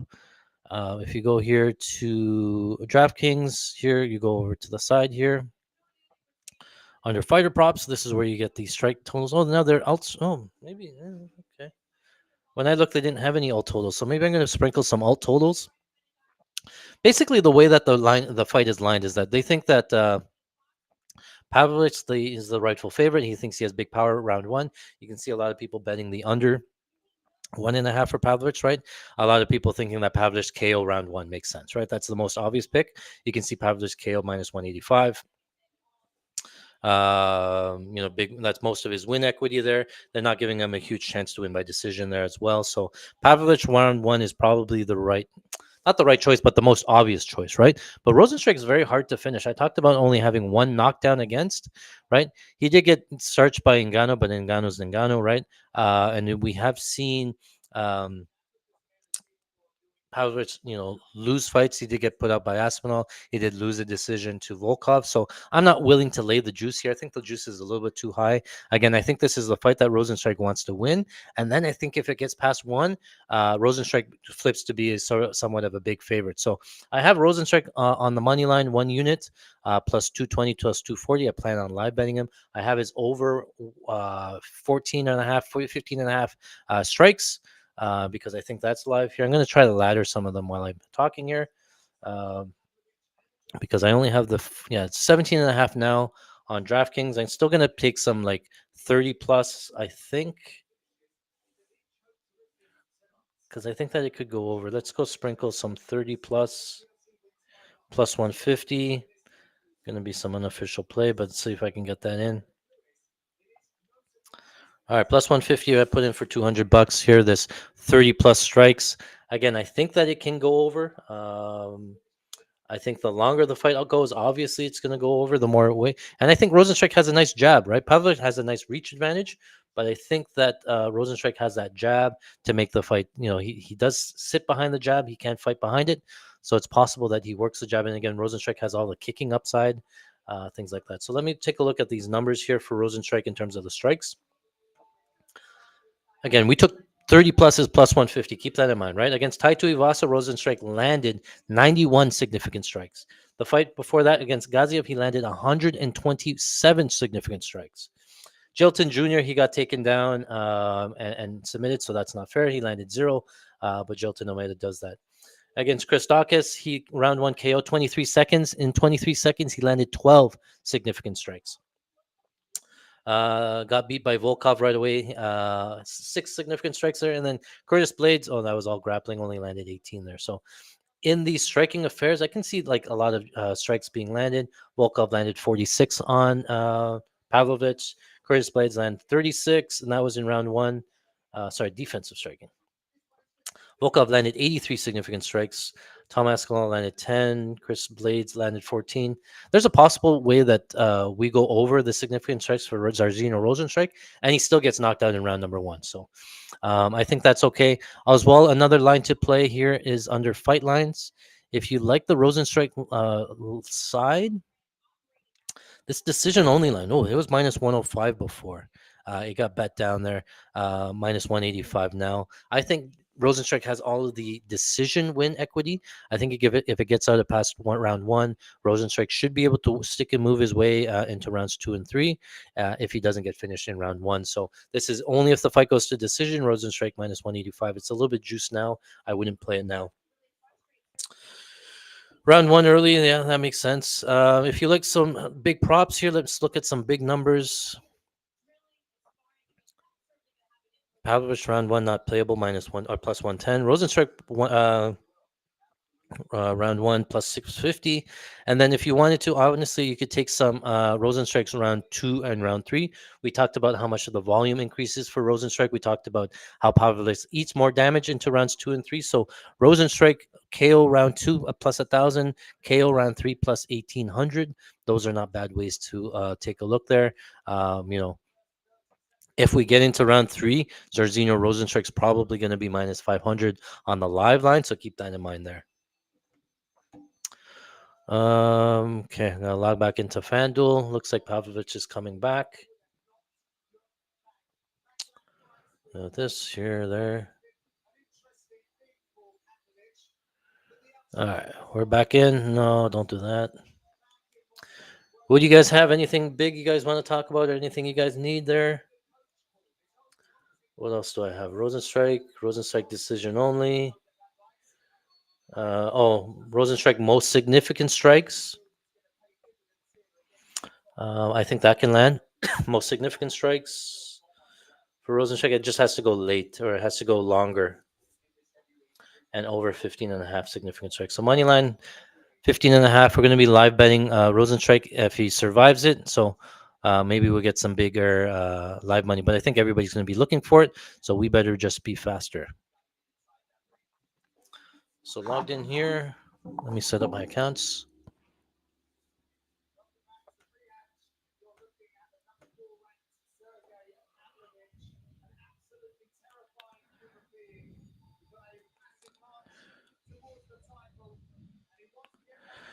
All right.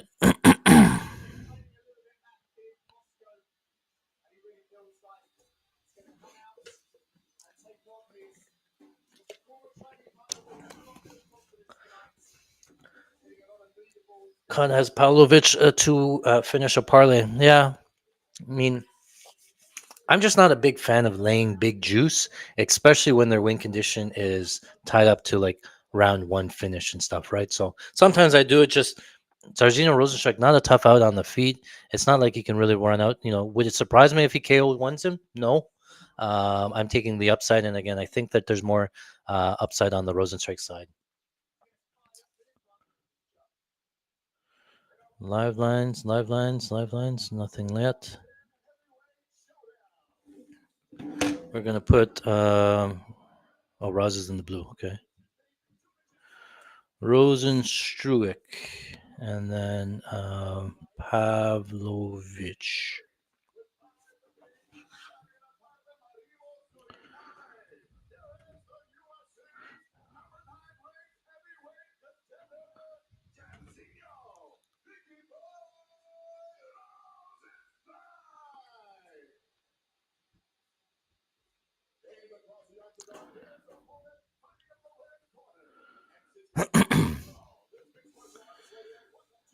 None of these loading up, man. Let me just click here.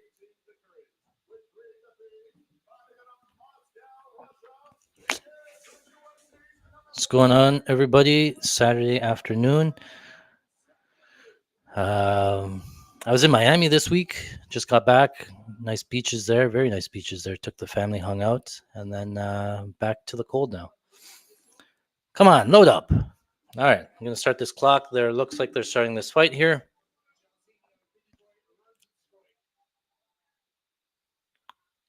You ready? You ready? Fight's on. All right. Both guys open up orthodox. Rozenstruik in the green, Pavlovich in the black trunks. A little bit of a feeling out process here so far. Nothing, no strikes there. Inside low kick there for Rozenstruik, 1.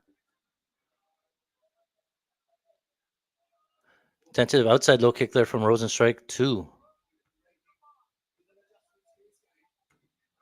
Couple of double jabs missed for Rozenstruik. Inside kick there from Pavlovich.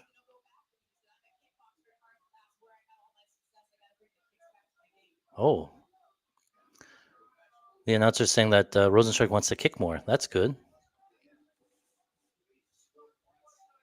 A little bit of feeling out process here. Still nobody really throwing. A little bit of tentative here. Oh, what happened there?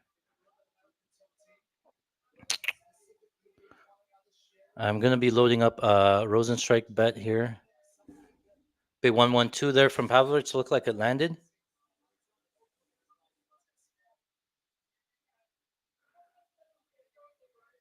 Kick to the body. That one looked like it was blocked from Rozenstruik.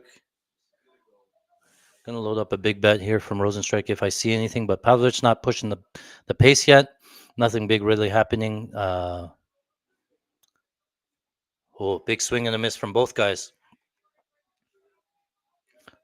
Rozenstruik looking to back up and throw that right hand counter. So keep an eye on that.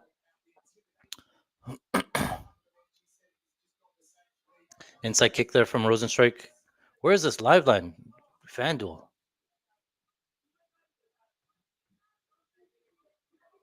Still not there on FanDuel. Plus 230 for Rozenstruik on DraftKings. Still holding tight. 3 minutes left in round number 1. Again, they're just standing at each other. A lot of feints. Rozenstruik looking to counter. Pavlovich looking for an entry, I think. Go back to the kicks.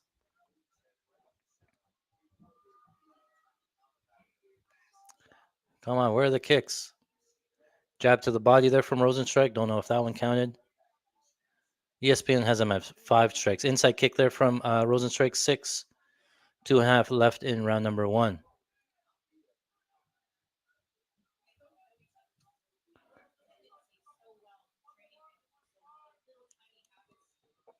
$250 for Rozenstruik on the live line on DraftKings. Again, nothing really happening for me to actually play the side though. Pavlovich still has all of his power. He hasn't really thrown anything. There's FanDuel.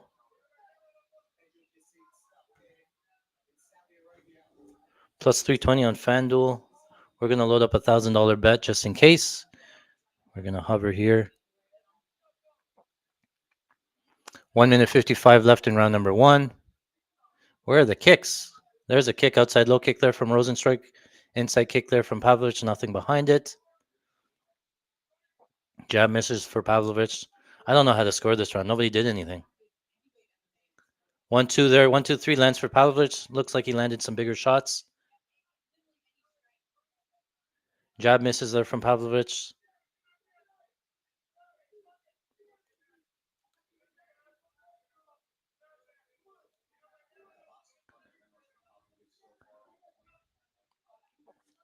One minute 20 seconds left. Nothing really happening here. ESPN has 7 to 8 significant strike. Big right hand. What happened here? Rozenstruik fell down. I don't think he got clipped. I think he just tripped. It's Pavlovich on top on the ground in half guard. Pavlovich throwing some strikes from the top. Rozenstruik flat on his back there. This is not good.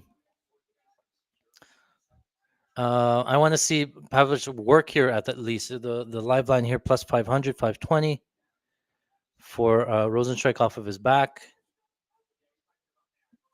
If it shoots, I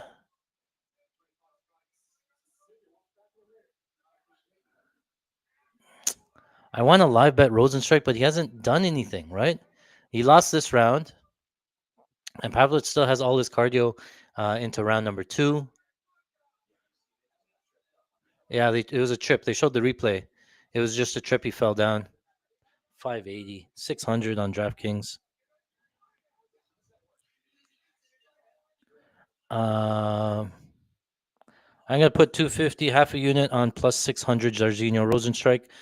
They only gave me $48. That's funny.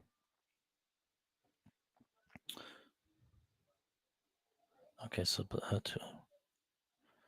620 over there. 620 on FanDuel. 600 on DraftKings. I took the plus 600. Nothing really happened in that fight. Jairzinho's not out of it. Obviously, Pavlovich won round 1. He was expected to win round 1. Again, I thought Rozenstruik might have pushed him a little bit deeper. But I talked about wanting to get that live line. I got it. So I'm sure that there's going to be some buyback on the Pavlovich side later on in this round. We can come back on that side if needed. Otherwise, it's just a sprinkle point, 4 units on Rozenstruik plus 600.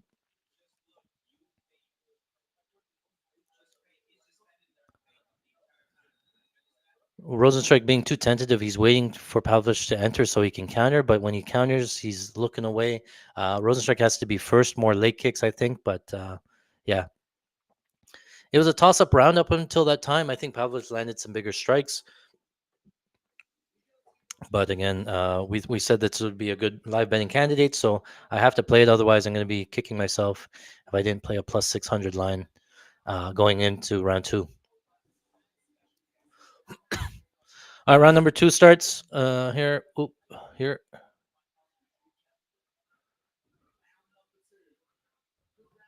ESPN stats says that it's 10-7 in terms of significant strikes for Pavlovich, so still pretty close, but we're still looking for the over here.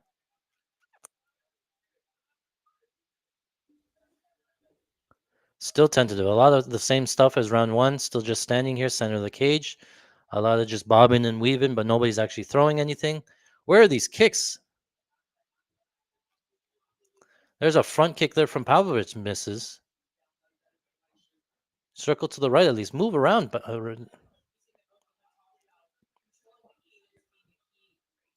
there's a kick outside, low kick there from Rozenstruik. More kicks.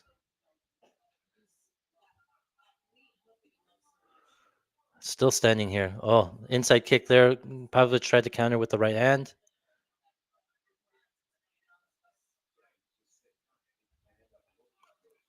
Left hook there. Looked like it landed there for Rozenstruik.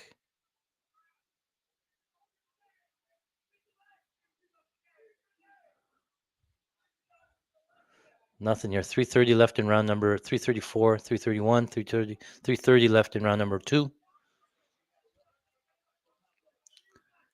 Geez, where's the volume? Inside kick there from Rozenstruik. Both guys trade jabs, it looked like. Nothing's happening. Nothing's happening. Oh, nice jab there from Rozenstruik lands. Nice hook there. Oh, now they're throwing. Right hand to the body. Nice. Another jab there from Rozenstruik. Pavlovich misses on a jab. Now they're starting to let loose a little bit. ESPN stats has them up to 12 significant strikes. Jab misses for Rozenstruik. 235, 234, 233, 231, 230. Whoever had the over 1.5 hits. Jab misses from Rozenstruik. Counter for Pavlovich. Oh, he got caught with the right hand. Pavlovich landed the right hand. Rozenstruik back up. Pavlovich back down. Pavlovich on top. Rozenstruik fell down to his back. Pavlovich on top in half guard. That one didn't look like it was a trip. No, it looked like Pavlovich landed a right hand and Jairzinho fell backwards. Jairzinho off of his back here. Now the odds are going to balloon. I don't know if Rozenstruik's going to get up from this half guard top control here from Pavlovich. A lot of these like little shots here. I don't know how he's going to get up here. I don't. Pavlovich's going to just ride the top control here.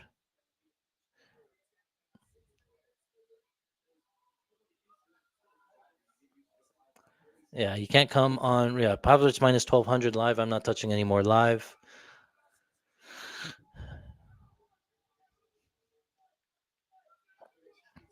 Pavlovich's going to go to decision. Jesus.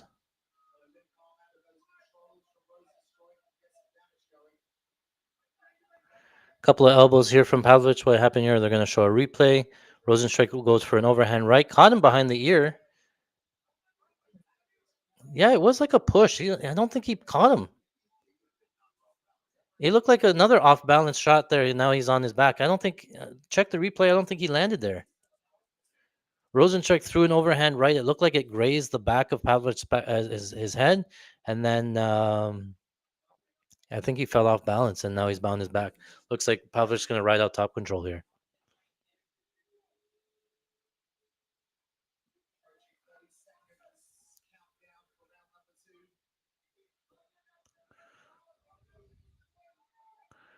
Oh, geez.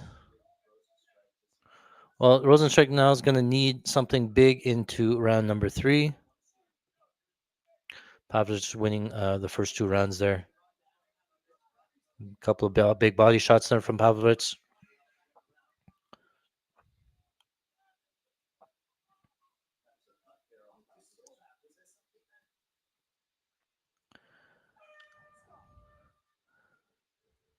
All right, round number 2 is over. Going back to their corners.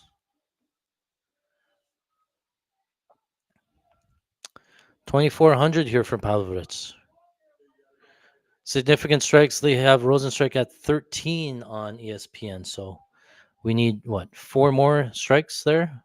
3 more strikes from Rozenstruik. Significant strikes. And look, the significant strikes are tied. So we can still get Rozenstruik most strikes. What does UFC stats have? It's not going to be official, but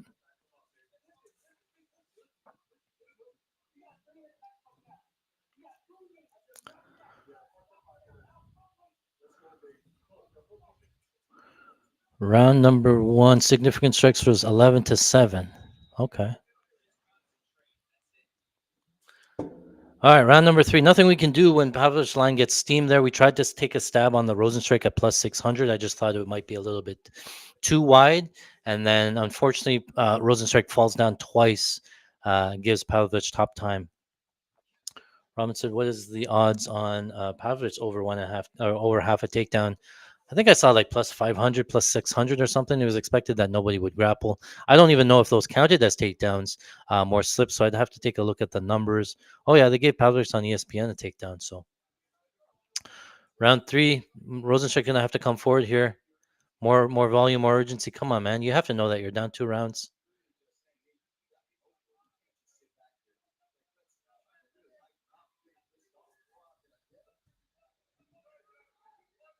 Well, we had 15 and a half. It's close.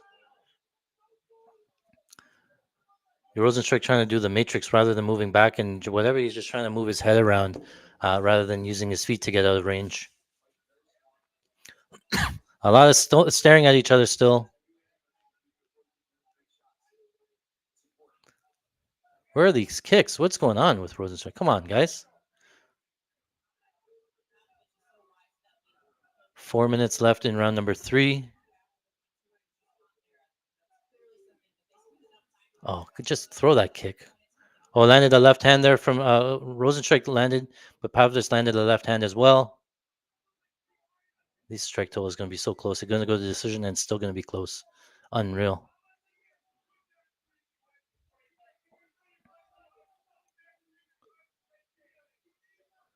Couple of jabs there from Rozenstruik. Look like they landed. Oh, left hook landed for Pavlovich. Rocks Rozenstruik. Left hook landed. Rozenstruik ballast. Oh, big right hand there from Pavlovich. Looks like he's going to get this takedown again. Oh, man. Pavlovich gets the takedown up against the fence. Rozenstruik just falls down like a bag of bricks. That's the end of the fight, I think. Man, these significant strike numbers are going to be close. Can you imagine? He's at 15 now. We have the over 15 and a half. He's not getting up here. That's retarded. Pavlovich decision plus 1100 plus 1300 going to cash.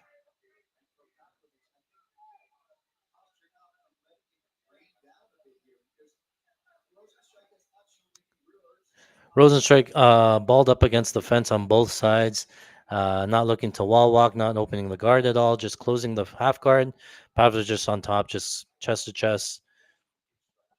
Maybe the ref stands him up. We have a chance, but doesn't look like it's going to happen. The over 2.5 is going to hit.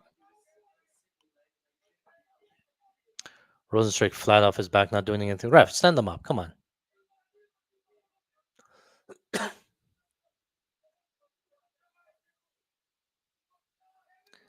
Is he going to stay at 15? Oh, my goodness.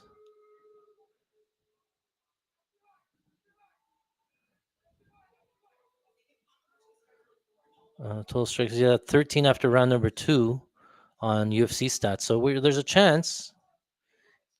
There's a chance that he landed 3 strikes this round. Maybe. Knee shielding here from Rozenstruik. Come on, ref.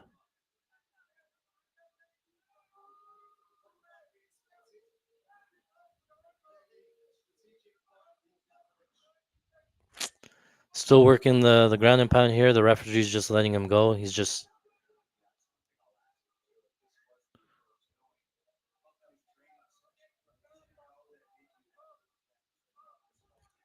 Yeah, this is embarrassing. Oh, Rozenstruik finally trying to move here. No. Finally on a knee. Finally on a knee. Going to give up his back. Pavlovich standing on top. Get back up.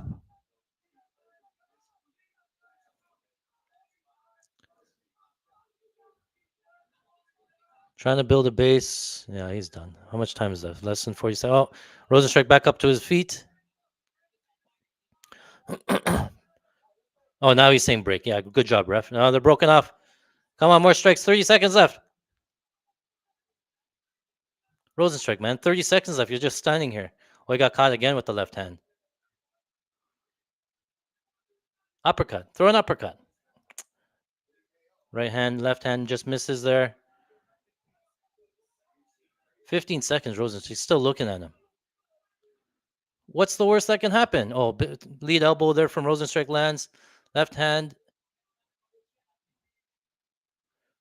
Oh, they go to decision. Oh, that was fun.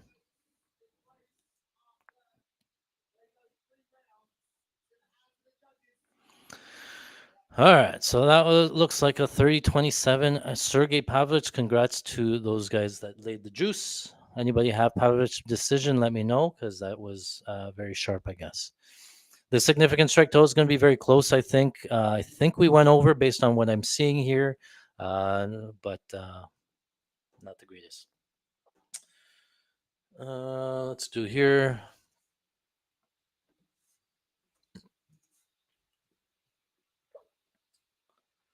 This one looks like it's going to lose.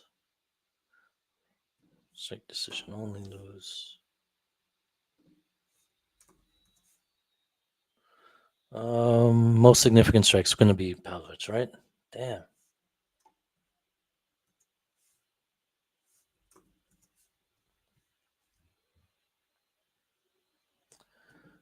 Michael Page. All right. Looks like it's clear, Pavlovich, right? And there's nothing to be talked about there. Just waiting on the strikes, but all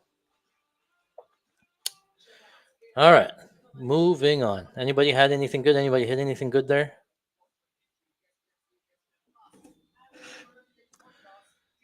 The next fight here. Let's move over to the Shara Bullet fight. We'll start breaking that fight down as they start talking.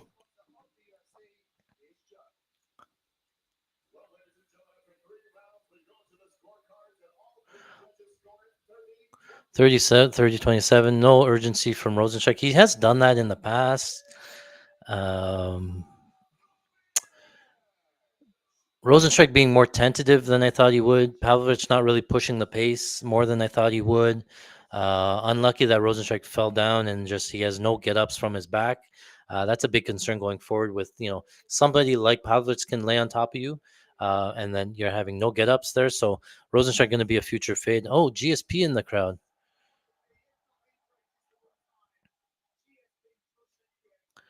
GSP there. All right. Shara Magomedov, the pirate.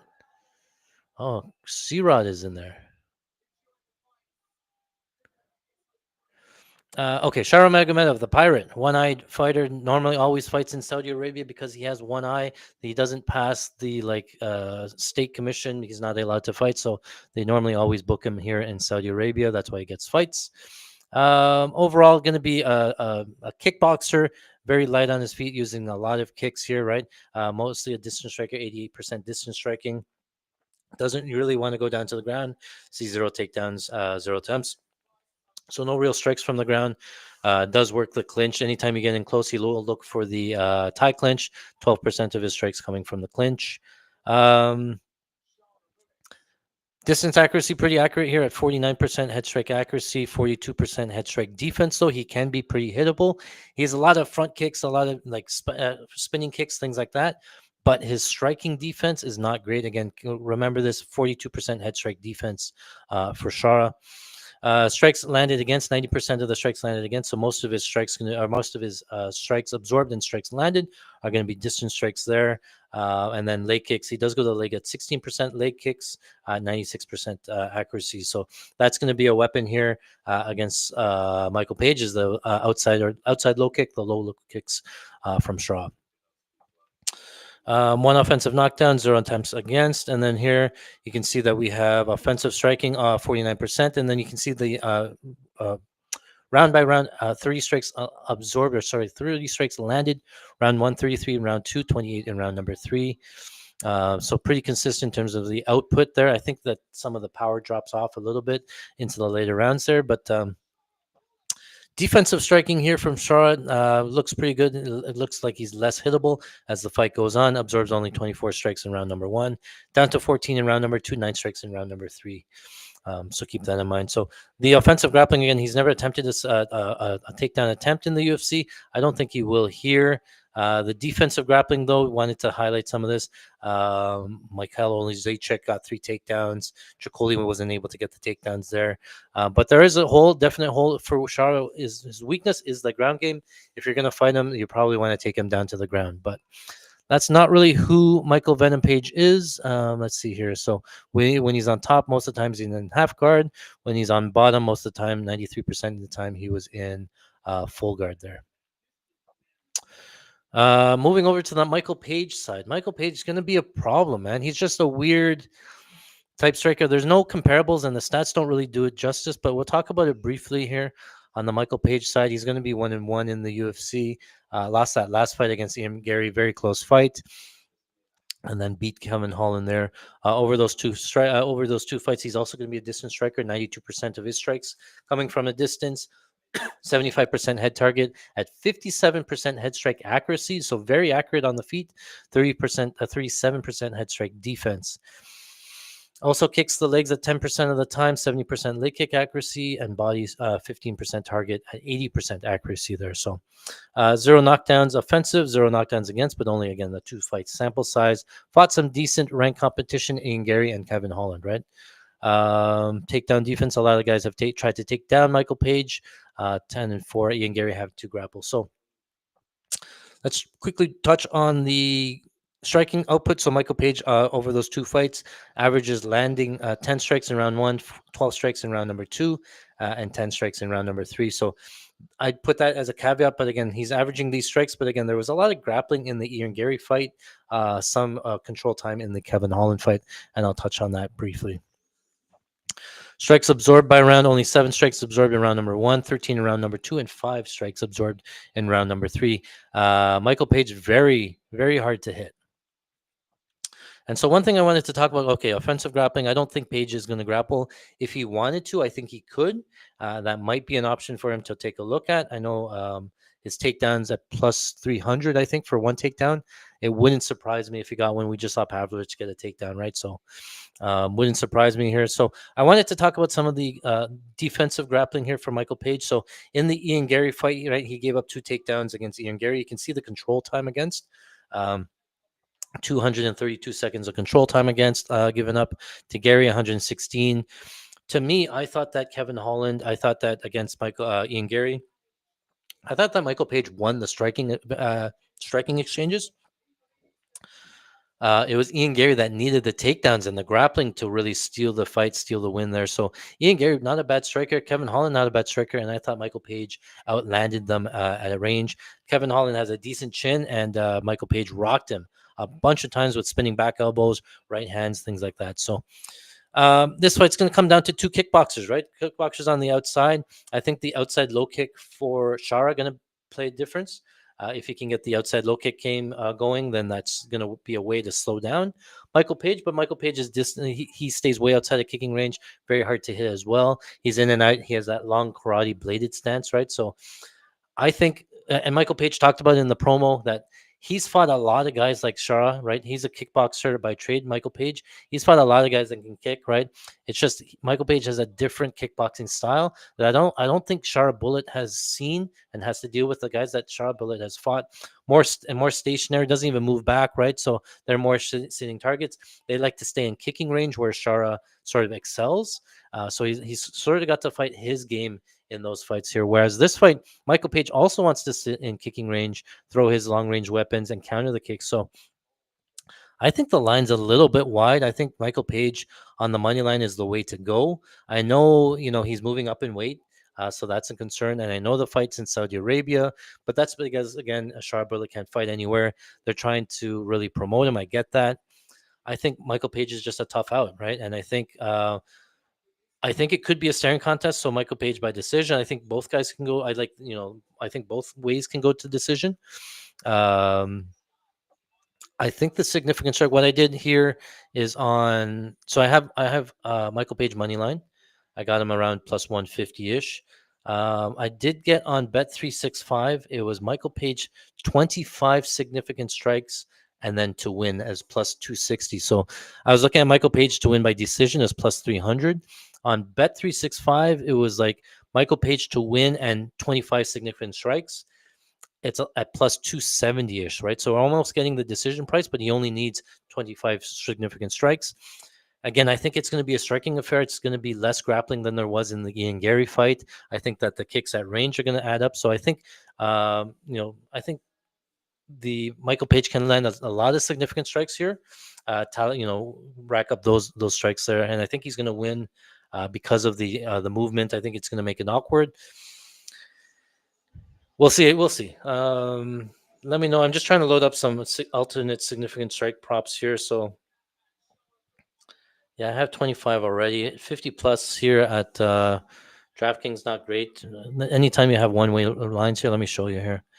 Michael Page 45 minus 110. 50 was plus 105. Michael Page 42 and a half. I kind of favored the over, but it kind of makes it go to decision. Then takedowns landed 2 takedowns, 750. Over 1 takedown plus 300. Remember a couple weeks ago, or a couple months ago, actually, it was can't remember who, but it was like somebody was throwing kicks. They caught the kick, got him down to the ground. They counted that as a takedown. So I'm thinking like Michael Page likes to catch these kicks. I can see that counting as a takedown. I will say that I think Michael Page will land a right hand counter with Shara throwing these kicks from the outside. So knockdown wouldn't surprise me. Michael Page talked about doing a lot more grappling. He was in a grappling fight with Carlos Condit, won that fight when it went to decision. So winning or taking the grappling wouldn't surprise me at all. That's right. Takedowns landed.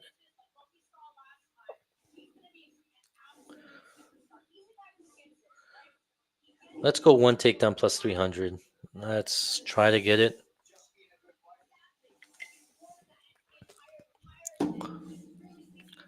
If Michael Page studies his opponent there, I think he's going to have an easy time getting the takedown if he wants it. That's not normally his game. I would normally bet his under, but because he has, and I think he will have such a big grappling advantage that he might look for a takedown or at least catch a kick at a takedown, work it in there, right? He didn't follow Kevin Holland down to the ground, but Kevin Holland's a BJJ black belt. Ian Gary's been training in Brazil with all those Brazilians, working on his submission game, right? So I can understand why Gary doesn't go down to the ground with those guys. It's completely different here against Shara. So let's see here. Let's close this off here. I think I'm still logged in. We're going to go to the live lines. Make sure we're all set and ready. I am worried about hometown judging, so keep that in mind. We have to be sort of objective in it, but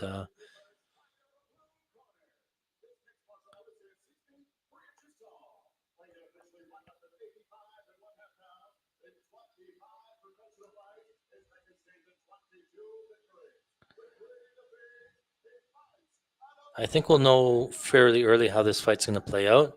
I think it's going to be Michael Page on the outside.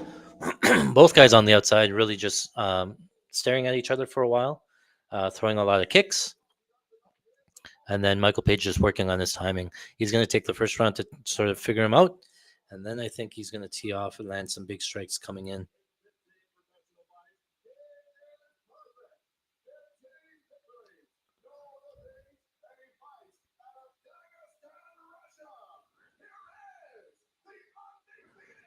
Anytime, in the clinch, I favor Shara in the clinch because he does use these like tie knees and tie elbows.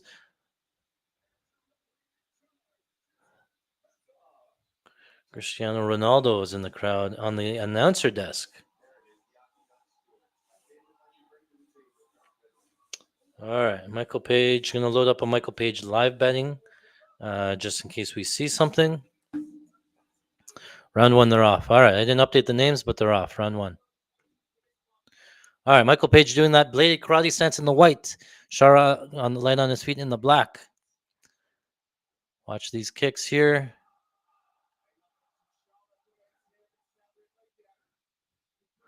A little bit of a feeling out process here. Page taking the center of the cage. Inside kick. Both guys trade kicks there. Page moving back. Very hard to hit. Outside low kick there from Shara lands.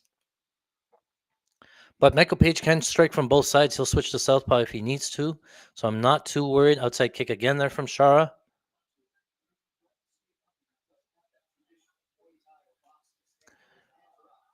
Shara has to keep those hands up. A lot of feints here from Page, feinting some level changes. Switches to orthodox, misses on the outside low kick to Shara.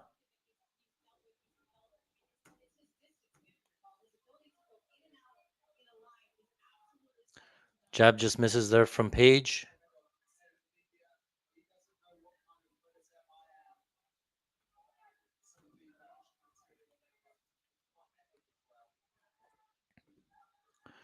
A lot of nothing happening so far. I'm going to load up another Page bet just in case. It's going to be a split decision.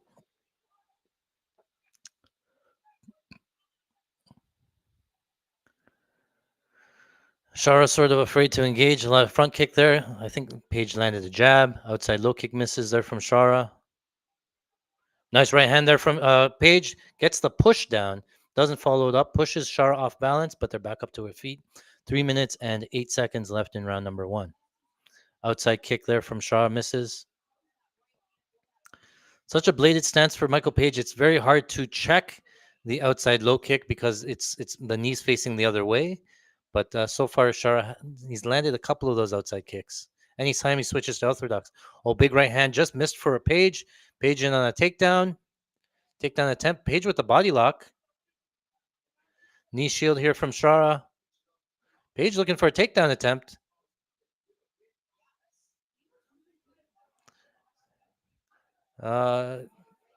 Trip. Oh, almost. No, back off. They broke off. Page did not get the takedown. But something to think about for Shara. 2 minutes, 22 seconds left in round number 1. Live line minus a plus 180 for Page on FanDuel. Plus 165 on DraftKings. Oh, Page dropping down to plus 114 on DraftKings. Inside kick there from Page lands. 2 minutes left in round number 1.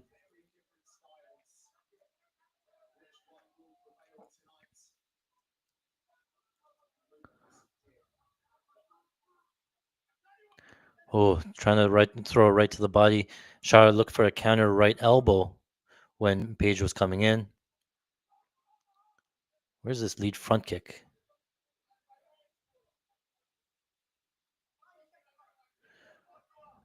Yeah, it's such a weird style from Page, right? Like he's just light on his feet, bouncing, bouncing, bouncing. He's looking for counter, but Shara's not committing to like an entry. 1 minute 20. Like I said, it could be a staring match for 3 rounds. Watch the right hand. 1-2 lands for Michael Page. Big right hand there. Inside kick lands for Page as well. Minus 102 on the live line for Page, so that's coming down a little bit. Minus 130 on the live line on DraftKings. Outside kick there from Shara.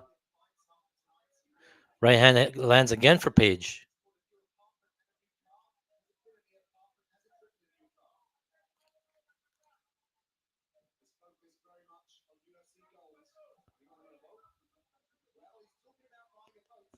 Switch to southpaw from Page. Circling to the left, though. Inside kick there from Page. Circling off the fence. Shara with a high kick that misses. 23 seconds left in round number 1.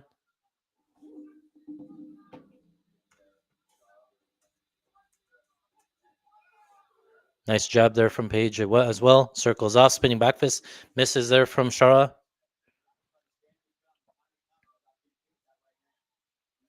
Spinning back fist. Spinning back wheel kick landed for Page. All right, I'm going to give that round to Page. Live lines pick him after round 1. I think that's fair. I think Michael Page is up. What is it on DraftKings? Minus 130 on DraftKings. Pick him on FanDuel. From the way going, Page is at 13 significant strikes.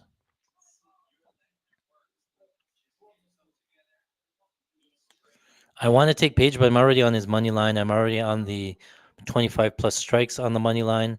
So I'm waiting till that hits. If you like the Page side, I think he's up one round. I don't mind that taking him here at even money. You can wait into this round here, but judging from what I'm seeing, it looks like Shara's having a hard time, like we thought, about using with getting the distance, closing it in. Michael Page looks to be a little bit faster, and the low kicks, he didn't throw enough low kicks for me to really slow down Michael Page. So in terms of what his adjustments will be, I don't know. He's not going to look for a takedown. He has to do a better job closing the distance, but it's just so hard to do. Second round, they're off. All right.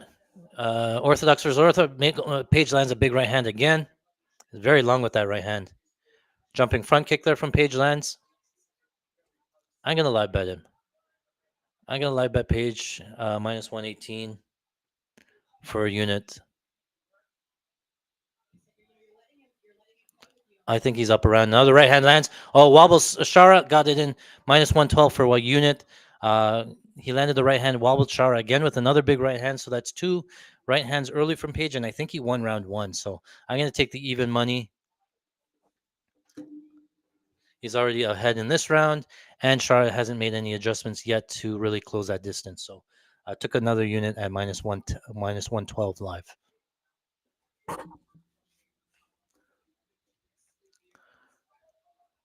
4 minutes left in round number 2. Page up to 18 significant strikes. Spinning wheel kick just missed. Oh, Shara with a counter right kick, right low kick lands. Another outside low kick misses. The low kick is there. It's just you think it's there, you go to load up, and he moves the leg kick. Switch kick here from Michael Page. Nice jab. Shara's a little bit slow on the left-hand counter.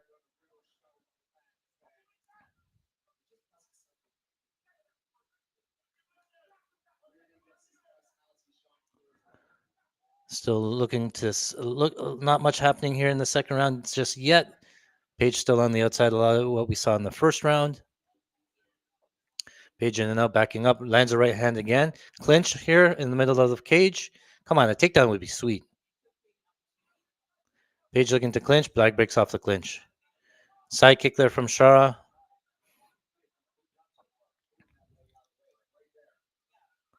Nice jab there from Page lands.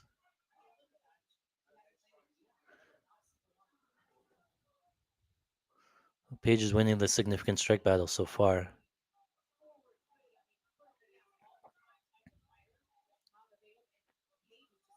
Nice right hand again lands for Page. Shara seems to have a chin. Yeah, nice job from Page circling off the fence, getting back to space.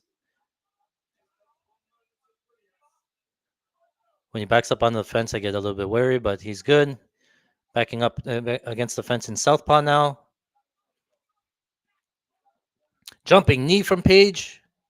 Looked like it partially landed back into the center. Big right hand there. Again, big elbow from Page lands.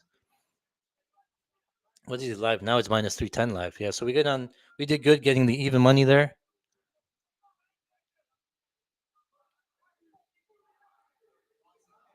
Jab misses there from Shara. Back up on the cage, circling off. 1 minute 47 seconds left in round number 2.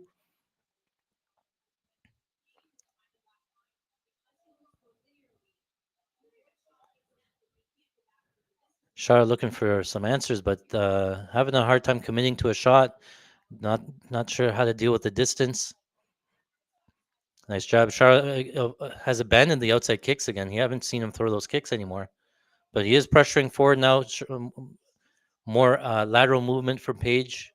He has to avoid this big spin here.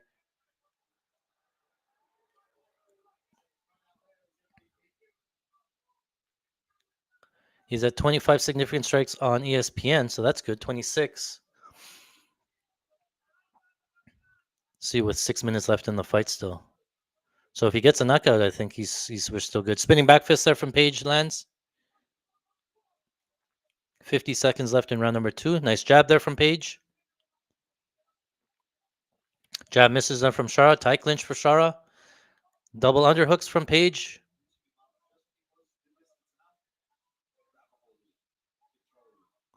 Come on, give me a trip.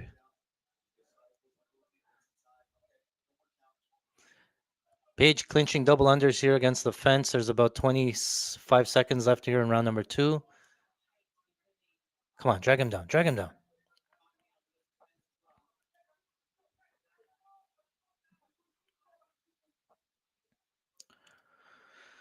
10 seconds left in round number 1. Doesn't look like he's going to get this takedown. Right elbow over the top for Page in the clinch. 5 seconds left.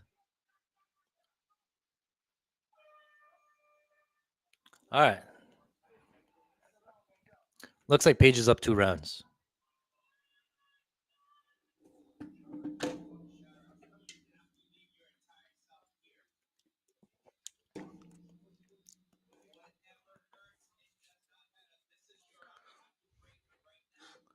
All right, we're in a good spot here. Char's moved up to plus 300 on the live line, plus 310 on FanDuel. I'm going to let it ride. You could harb off. If you took some Michael Page minus 112, you can harb off, but I think he's up 2 rounds to none. I think it's going to be hard for Shara to land, but he is closing the distance a little bit more. Page has to like scurry off the fence a little bit. It is getting closer, but he's still doing good. And again, the cardio for Michael Page, no real concerns for me.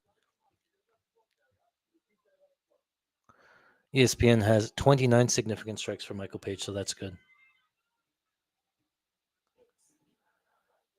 God says jump in at minus 115. Yeah, I think that was a good line, especially noting that he was up 1. And he landed those big right hands early in the round 2 to sort of give him a lead in round 2.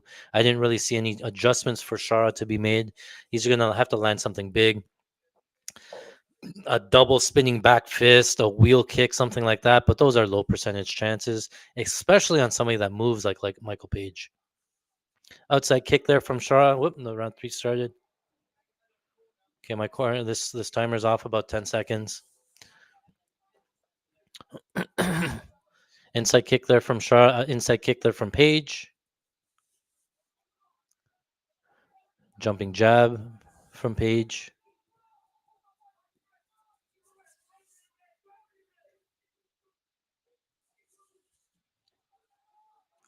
Ooh, tornado kick attempt. Didn't throw it.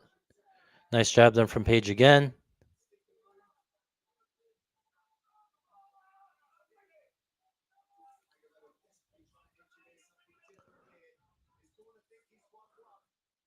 It's funny because Shara wanted to fight Adesanya, and Michael Page is a different fighter than Adesanya. Both distance strikers, but Michael Page is a problem to deal with. You need to grapple him to win, I think. Right hand lands for Page again. Another right hand lands. That right hand the right hand is there all day. Shara, that left hand is real low for him, right? And he's entering with it low, so he's just timing the right hand on the entry. Just missed on the left hook there from Page.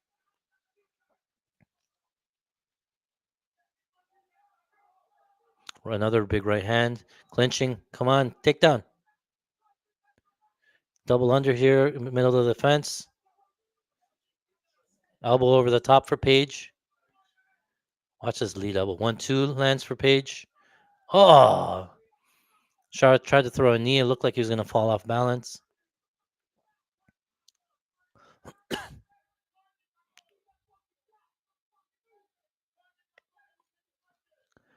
Double under, left hook lands for Page.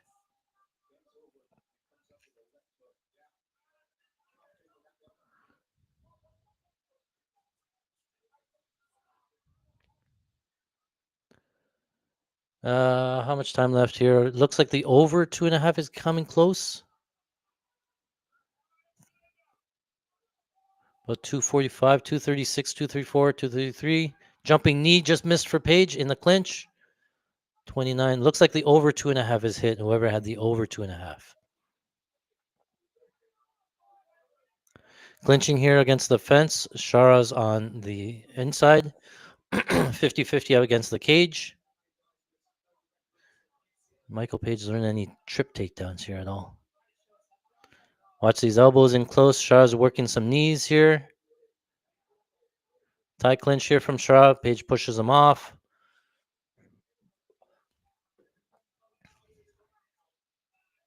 Watch this elbow on the break. Watch the elbow on the break. Knee from Shara. Another knee from Shara. Uh, Page breaks off. Back to the center. About minute 40 left. A minute 40 left in the fight. Oh, looked under. No trip. Clinched right elbow over the top for Page, and then they broke off again. Shara chasing him down. 90 seconds left in round number 3.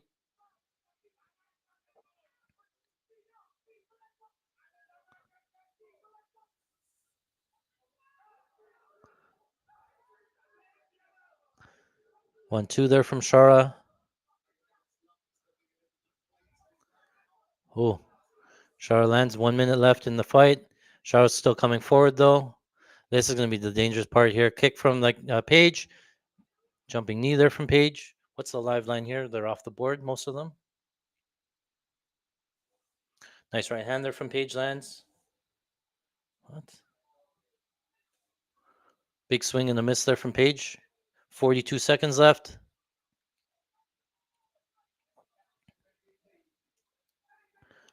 Nice right hand. Misses there.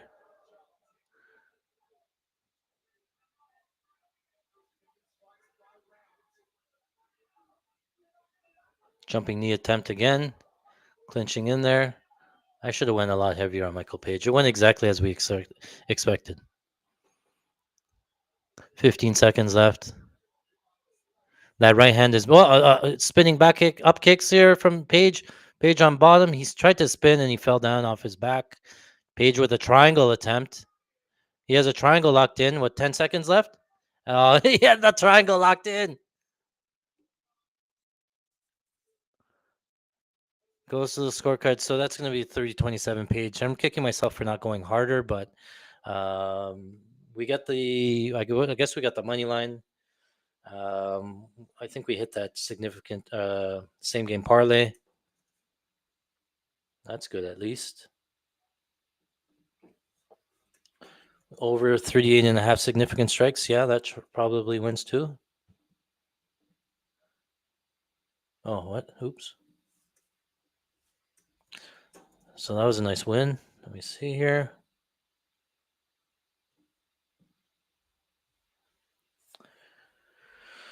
Okay. Where are we at for the event so far? It says we're up $200 pre-fight. All right. We're back in the black. Minus 474 in straight bets. I'll share it to you. I'll show you. Here's our tracker so far. What we have: UFC Saudi, we're 9-20. Wagered profit over $200, 0.4 units, or ROI 1.4%. Straight bets were minus 474 so far. Prop bets were almost about even. Parlays were up about 50, down about 1,500. Same game parlays up about 13. Takedown significant strikes up about 900. So that's it there. So last fight of the night. We're here already. What time is it? 2:13. I should have went heavier on Page. All right, the reading decision.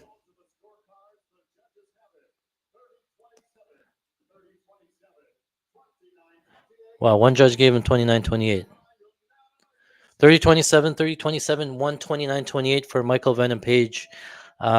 Pretty much exactly what we said, right? Just way on the outside. Page very hard to hit. Nothing really surprised me there at all.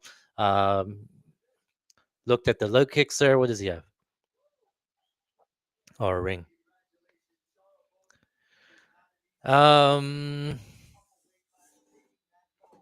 Yeah, again, I think the line should have been flipped. I thought that MVP should have been a slight favorite, given just the style. It was like the perfect fight for MVP. He doesn't have to worry about any grappling. Anytime you see MVP versus a striker, I think you got to take him. Just nobody knows how to deal with that type of skill set, no matter how good of a striker you are. So, yeah, we get there. Let's move on to the main event.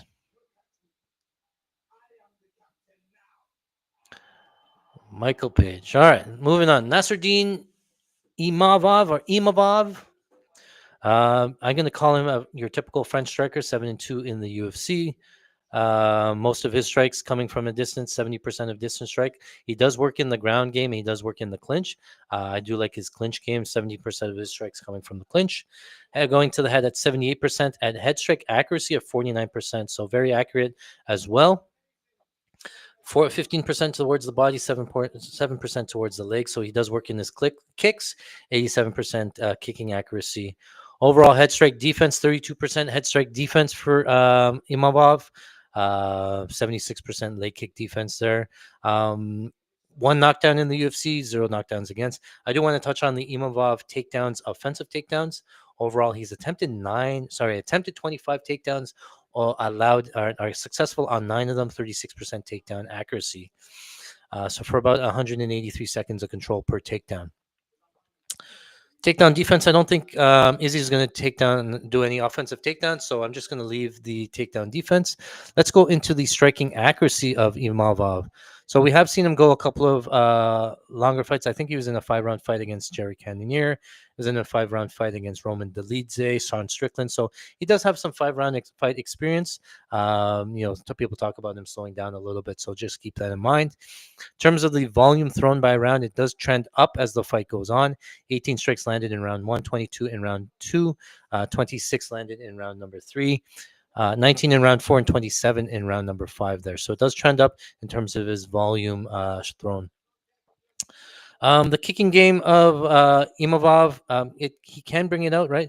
Against somebody like Chris Curtis, a striker, he went to the legs quite a bit. Roman Dolidze wants to grapple, so you don't really kick him too much, but he did work in the kicks there. Jerry Cannonier kicked him as well, and then Brendan Allen, you want to stay away from the ground, so didn't use any kicks against Brendan Allen. Overall, I thought he'd been pretty impressive for Imavov here. Moving over to the defensive striking here, you can see strikes absorbed by round. 14 absorbed in round 1, 10 in round 2, then goes up in 19 and 24 in rounds number 3, and then 4, and then 20 in round number 5 there. Right, and then we talked about his head strike accuracy, pretty good, significant strike accuracy, 80% against Brendan Allen round 1, against Jared Cannonier, high 50s to 60s. Roman Dolidze, those were a little bit lower, and then somebody like Chris Curtis, about 50%. Want to touch on offensive grappling here because I do think that it comes into play here from Imavov. He took down Jared Cannonier twice, one in round 1, one in round 3. He took down Chris Curtis. Chris Curtis has elite takedown defense. He got him down 3 times from 1 minute or 127 seconds of control.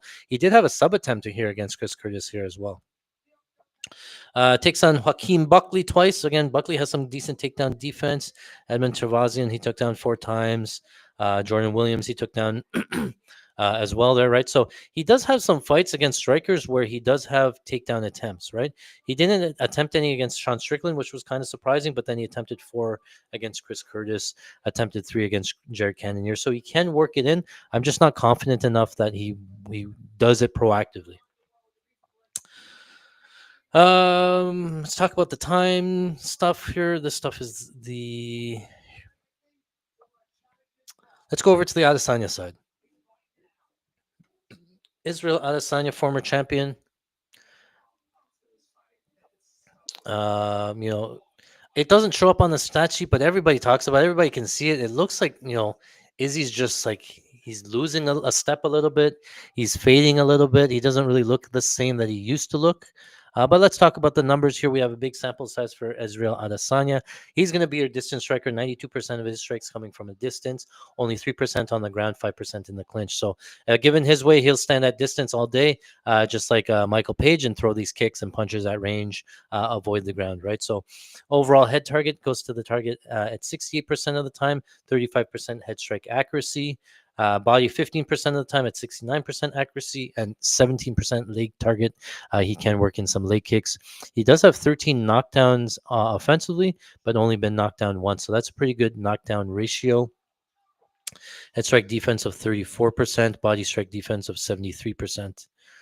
Overall, in terms of his output, pretty consistent. 16 strikes landed in round 1, 24 in round 2, 20 in round 3, 19 in round 4, and 18 in round number 5. So pretty consistent. Most of his knockdowns coming early in the early rounds, but he does have 3 knockdowns in round number 5. So something to keep an eye on, especially with Imavov. Is sometimes he slows down a little bit. But let's take a look at. Okay, let me finish off the defensive striking, then we'll talk about his strength of competition. Defensive striking, 34% head strike defense, and then 73 to the body and legs there, absorbing on average about 14 to 15 strikes in rounds 1, 2, and 3, and then up to 19 and 18 in rounds number 4 and 5. Did get knocked down once against Sean Strickland. There. Funny enough, the Alex Pereira one didn't count as a KO. Oh yeah, because it was a standing TKO. So yeah, Alex Pereira wins by knockout, but it was a standing TKO, getting that finish there. So let's talk about the grappling. I don't think it's going to be again Izzy grappling. I want to talk about the defensive grappling. Izzy Adesanya not. He has fought some grapplers on average. It looks like here you can see takedowns successful.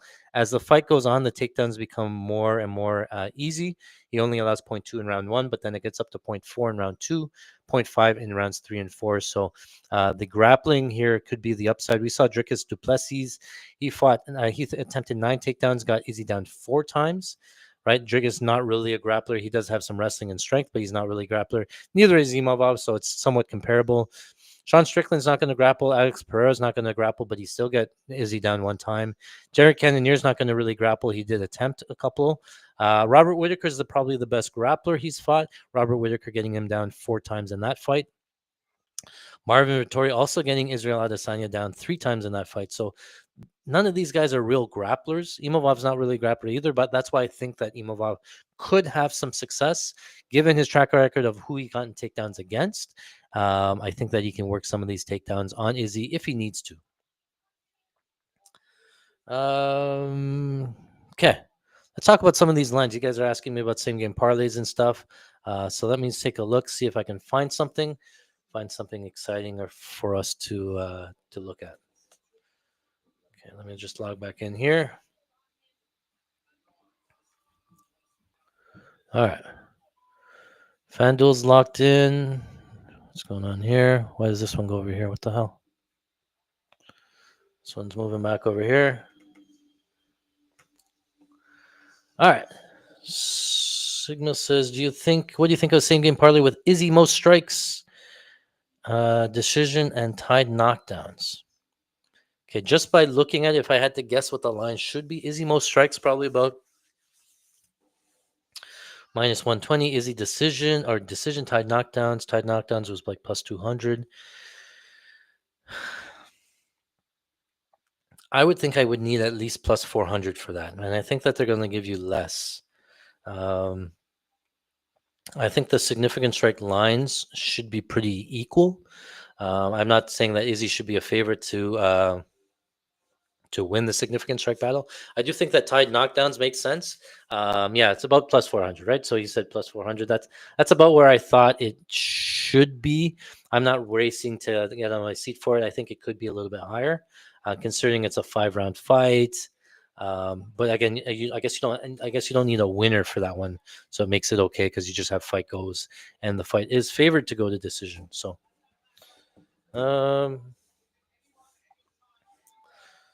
let's see here. Most knockdowns, I think it's going to be tied.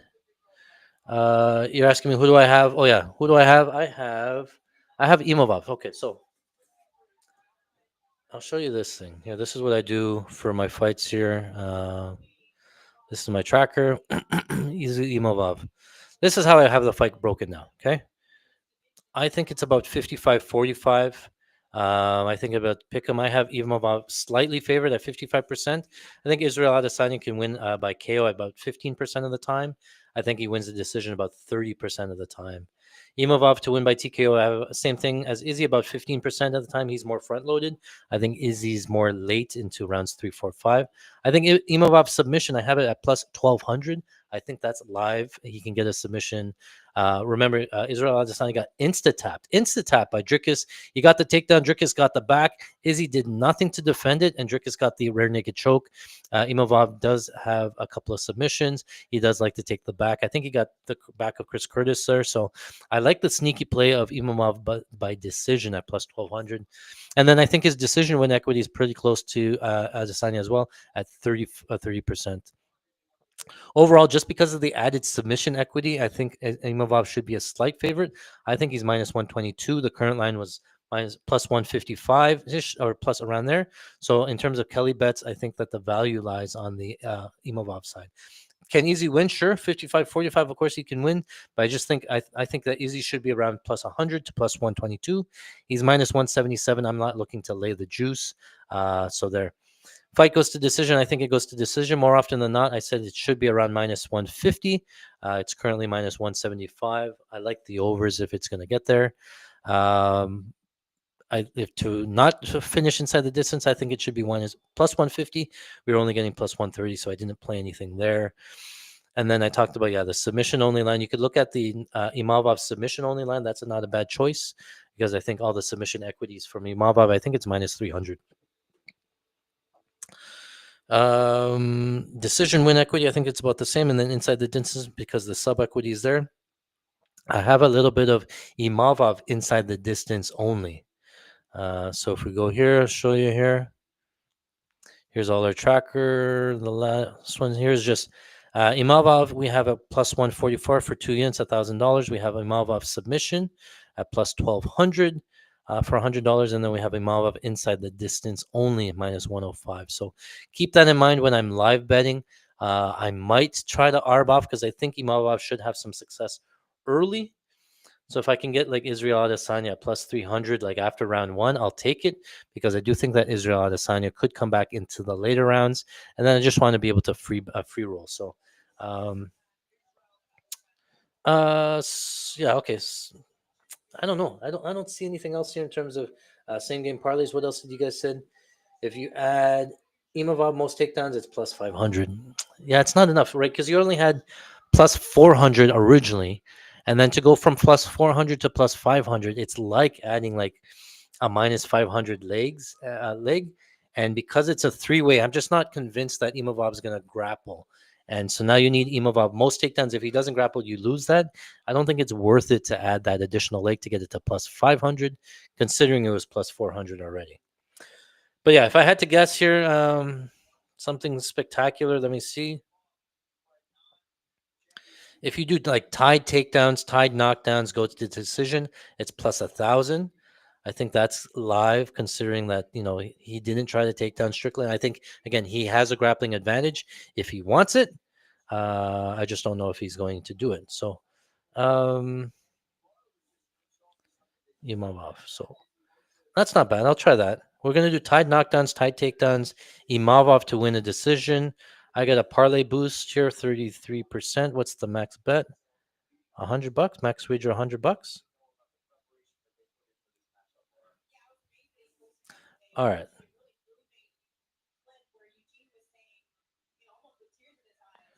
Reward applied. Okay, so what I'm doing here is a same game parlay. I'm using a boost. I didn't know I had it. It is tied knockdowns, tied takedowns, Nassourdine Imavov to win a decision.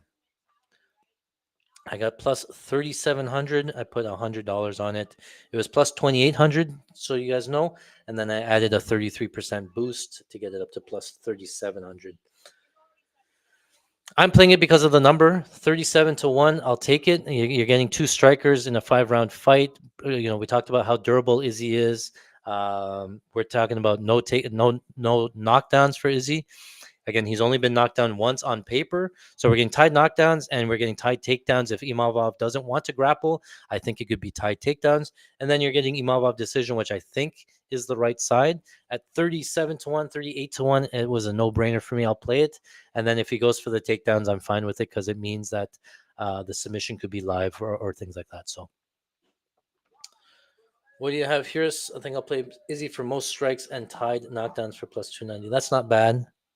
I'm just not confident that Izzy's going to get more strikes.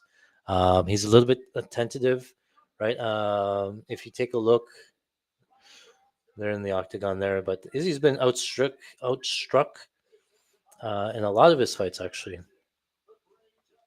So against Dricus, he won the outstruck. He outstruck Dricus by 7 strikes, but then he got outstruck by Sean Strickland, which is fine. He got outstruck by Alex Pereira in round 1, and then Alex Pereira again. So last 3 of 4 fights, Izzy's been outstruck. Got outstruck against Jan Blachowicz, who used a lot of grappling. And then on the Imavov side, he's only been outstruck once in his UFC career, and that was Sean Strickland again. Every other fight, including Chris Curtis, Jared Cannonier, Brendan Allen, he's the one that's outstriking his opponent. So I lean the Imavov most strikes, if anything. But again, I'm not touching the Izzy side. So this is the last fight. Thank you guys for staying with me. Let's get this done with. For those that don't know, again, here at Fighting Stats, you can see all of our dashboards here. You can find them over at fightingstats.com. You can follow us on patreon.com. That's where we post all of our stats, our best bets, our parlays, things throughout the week. As soon as I bet them, I post them there. So that's why sometimes you'll see we get some better lines based on what's moved. Coming soon within the next day or so, I think I'm going to have an AI chatbot up on the website. You won't want to miss that. Imagine just being able to ask a bot, how many takedowns did Israel Adesanya get against Alex Pereira? And it being able to tell you that. We're going to have that information very shortly. I know I've been saying that for a little bit, but I've just been out and about on vacation, just hoping to get that set up pretty quick. So let me know if you guys like it. Please let your people know, friends, subscribers, things like that. Like and subscribe. Let me know if you want me to continue these. My objective is trying to do more of these throughout the year. I do think that they can be profitable, especially if we're live betting. I do think that there is an edge live betting.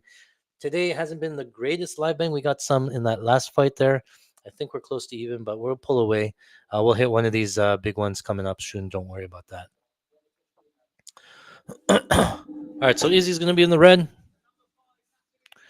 Imavov in the blue. Looks like they're in there. The right fight's ready to get started. All right. Okay, so I don't foresee much live betting here. Again, I might jump on the Adesanya side. Oh, they're off. All right, both guys opening up orthodox here. Izzy goes southpaw to throw a body kick.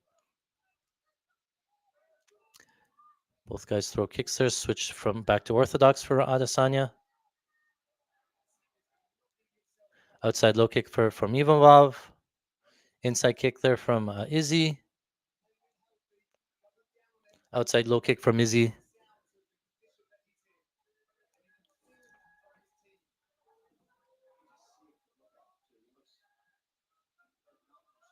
Pushing kick there. Izzy goes inside kick. Where are these live lines, man? Minus 175 for Izzy on the live line so far. Hasn't moved yet. Izzy landed the right hand there. Is Imavov coming forward, though?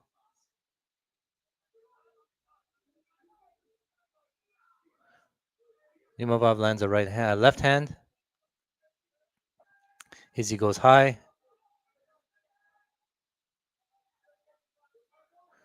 Oh, Imavov in on a takedown. Takedown attempt. Has his hands clasped on the butt. On the butt. Izzy bending. Izzy bending. Imavov with the takedown. Half takedown. Didn't get it. Back up to his feet. Oh, Adesanya with a takedown attempt. I don't know if he got it either. They're back up to their feet, middle of the cage. I don't know if any of those counted as a takedown. No control there. Got him down to his knees, I think, briefly. Left straight there from Adesanya. Inside kick there from Adesanya.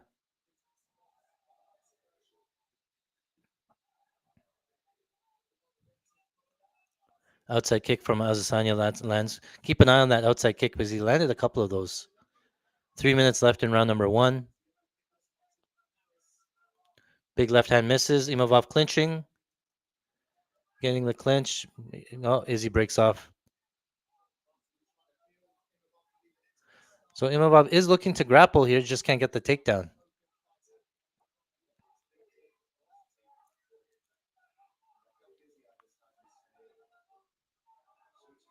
I would like an Imavov takedown so I can get Izzy at some plus money.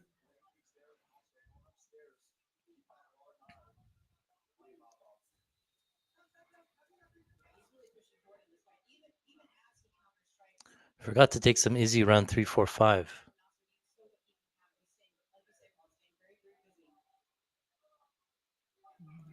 Kick to the body there from Izzy blocked. 2 minutes gone by, or 2 minutes left in round number one. 1-2 misses there from Imavov, pressing forward. I think Imavov has to be on the front foot here. Outside kick again from Izzy.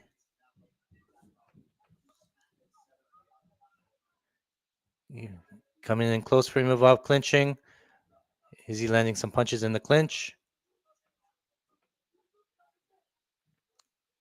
Minus 340 for Izzy. So far, Izzy looking like the side in terms of, I thought that Imavov would have had more success here. Minus 345 on the live. So a lot of money coming in on the Izzy side. Don't blame you.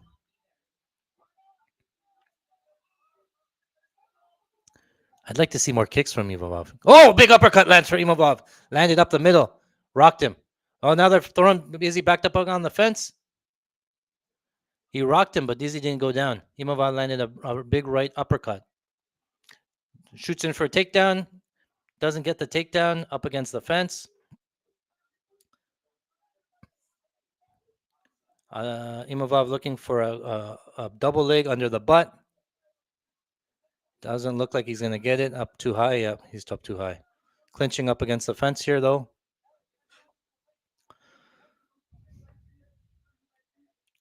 Nice takedown defense from Izzy so far. Going to clinch off, breaks off. Yeah, doesn't get taken down. Well, that's good for our same game parlay. There are no takedowns, no knockdowns so far. And Imavov with the biggest punch of the round. Question mark kick blocked. 15 seconds left in round number 1. Clapper goes 10 seconds left. Kick to the body. Nice kick to the body from Adesanya. All right, round's over. They're going to show a replay right here. Uppercut. Shovel uppercut. Yeah, lands there. Lands with the left hook over the top. It was the biggest shot of the match. Adesanya just backs up, clenches down on his mouthpiece, and throws back. What do you guys think? I think Imavov won that round, but I have money on him, so I'm always a little bit biased. Significant strikes, yeah. Izzy landed way more significant strikes, but Imavov landed the biggest one. That's all I'm saying. His corner's telling him to be more active. That makes sense. The live line coming down a little bit. 270 on DraftKings, minus 310.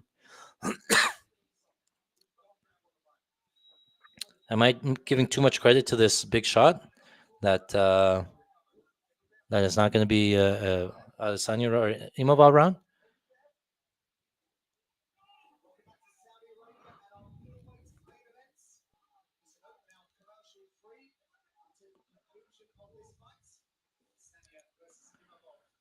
Come on, round 2, they're off. All right.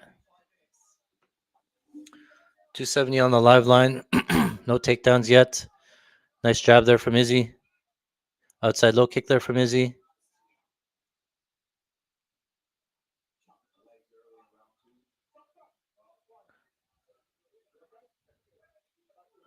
Brief referee stoppage there. Oh, big right hand. He rocked him. Imavov rocked him. He's out. He's out. He's out. Izzy's out. Imavov, round 2 KO. Oh, my goodness. Imavov, he rocked him. Izzy distraught. Yeah, he went down. Big right hand puts Izzy out, round 2 KO. Imavov cashes as the big underdog. 2 underdogs back to back.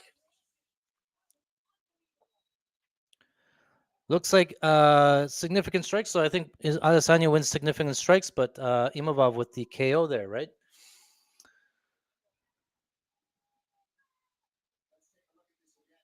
So Imavov wins as plus 144 money line, plus 150. Imavov submission loses, and Imavov inside the distance only wins. So that was not a bad look. Those ones all cashed.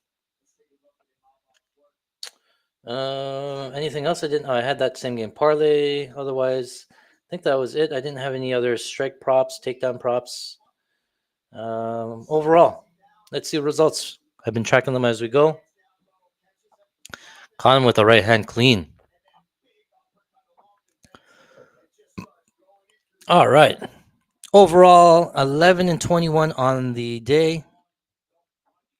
$14,000 wagered. Total profit of $2,000, 4.1% or 4.1 units. Straight money lines up about $1,000. Props were up about 400. Parlays were down about 1,500. Same game parlays up 1,300. Long shot parlays down 100, and then takedowns and significant strikes up about $900. So overall, here we're 40-7 on the year out of 3 events. We've wagered 41,000. We're up about 16,000, so not a bad start. That was 3 back-to-back profits, or 3 back-to-back events for 2025. That's up in profit. Straight bets were up about $6,000. Prop bets were about down 1,600. Parlays were down 1,000. Same game parlays down, and then takedown significant strikes. We hit a big significant strike one in week 1 there. And then live betting. Live betting, I think we're okay. I got to go back and add all of the live bets up, but I tracked those live betting as well. Before that, we were up a little bit, but we gave some back. Overall, I think it was a profitable night. Anybody want to see the bets? We can go through them quickly. But thanks for coming out and hanging out here, right? So here we had Imavov on the money lines. We had the inside the distance only. We had Page on the money line. We had Page over strikes. We lose on the Serginho Rozenstruik, but that's okay. He was a big dog. He went over his strikes. Mike Davis was the only one disappointing one. If that one would have cashed, it would have been a really good night. But Mike Davis, big swing there. Terrence McKinney ends by KO. The Gaziev one was a little bit fluky there. That's okay. Jasmine on the money line hits. Bogdan doesn't go to decision hits, and Hamdi on the money line hits as well. So overall, pretty good. Obviously those losses. Again, that's why some of these loss numbers are a little bit high, is because they take stabs on these big shots, big underdogs, and I count them as losses, right? So Myra Bueno Silva submission round 1 was plus 1,900. Submission round 2 was 2,400. I count those as losses, but those are $25 stabs, $50 stabs. There's not as big as the bunny line plays. So keep that in mind when you see the overall record. Overall record, 40 wins, 70 losses, profit of about $16,000. 31.5 units in total. So good night there. I wonder how you guys did. Let me know in the comments below. Let me know if you like the show, if you want me to keep on doing it. Keep me motivated and get me going. So as always, though, you can check us out on socials, Fighting Stats, or again, check out our website coming up. We will be putting out our chatbot here on our website, fightingstats.com. You can find these stats here as well if you go to Fight Stats. You just have to wait a little bit. We have like this 6-page report, a lot of data behind the scenes. We have data science working around the clock to collect this data for us. We're the only ones that have it. That's why we get such an advantage. The sports books don't even have this numbers. We have all of these stuff. So here on the website, fightingstats.com/fightstats, you can go here. You can pick your fighter here from the drop-down menu. You can sort and filter from orthodox or their opponent. You can figure out if they're moving forward or backwards, and you can also filter if they're going unorthodox or southpaw. So really in detailed stats that you can't really find anywhere else. Give that a check, especially if you're trying to get serious about sports betting, especially UFC. It's like having all these stats and numbers in your pocket. Really helps with the breakdowns of those fights there. So overall, I think we did good here. Again, let me know. Thank you guys for coming out. This is keep going. Thank you, sir. I think it was an early stoppage a little bit, but I'll take it. Hopefully don't count as a knockdown. Oh yeah, I had decision, so I didn't have that. But overall, good look, guys. Let me know again what you guys think. All the best. Thank you for joining. Have a good night. We'll see you again. My name is Artsy, and this is Fighting Stats. Much for watching. My name is Artsy. If you like this type of content, make sure you smash that like button, hit the subscribe. You'll get notified anytime we put out new content. In 2024, we are up over 118 units. That's $58,000 at $500 units. We are using our exclusive UFC stats, not available anywhere else. I'm telling you, it gives us a huge edge over our competition, helps us make money long term. So come join us today, patreon.com/fightingstats. That's where we put all of our bets, our best bets, our shoot for the moon parlays. You can visit us also on our website, fightingstats.com, for all of our stats there. We have a lot of new tools coming out. You won't want to miss it. Thanks for watching.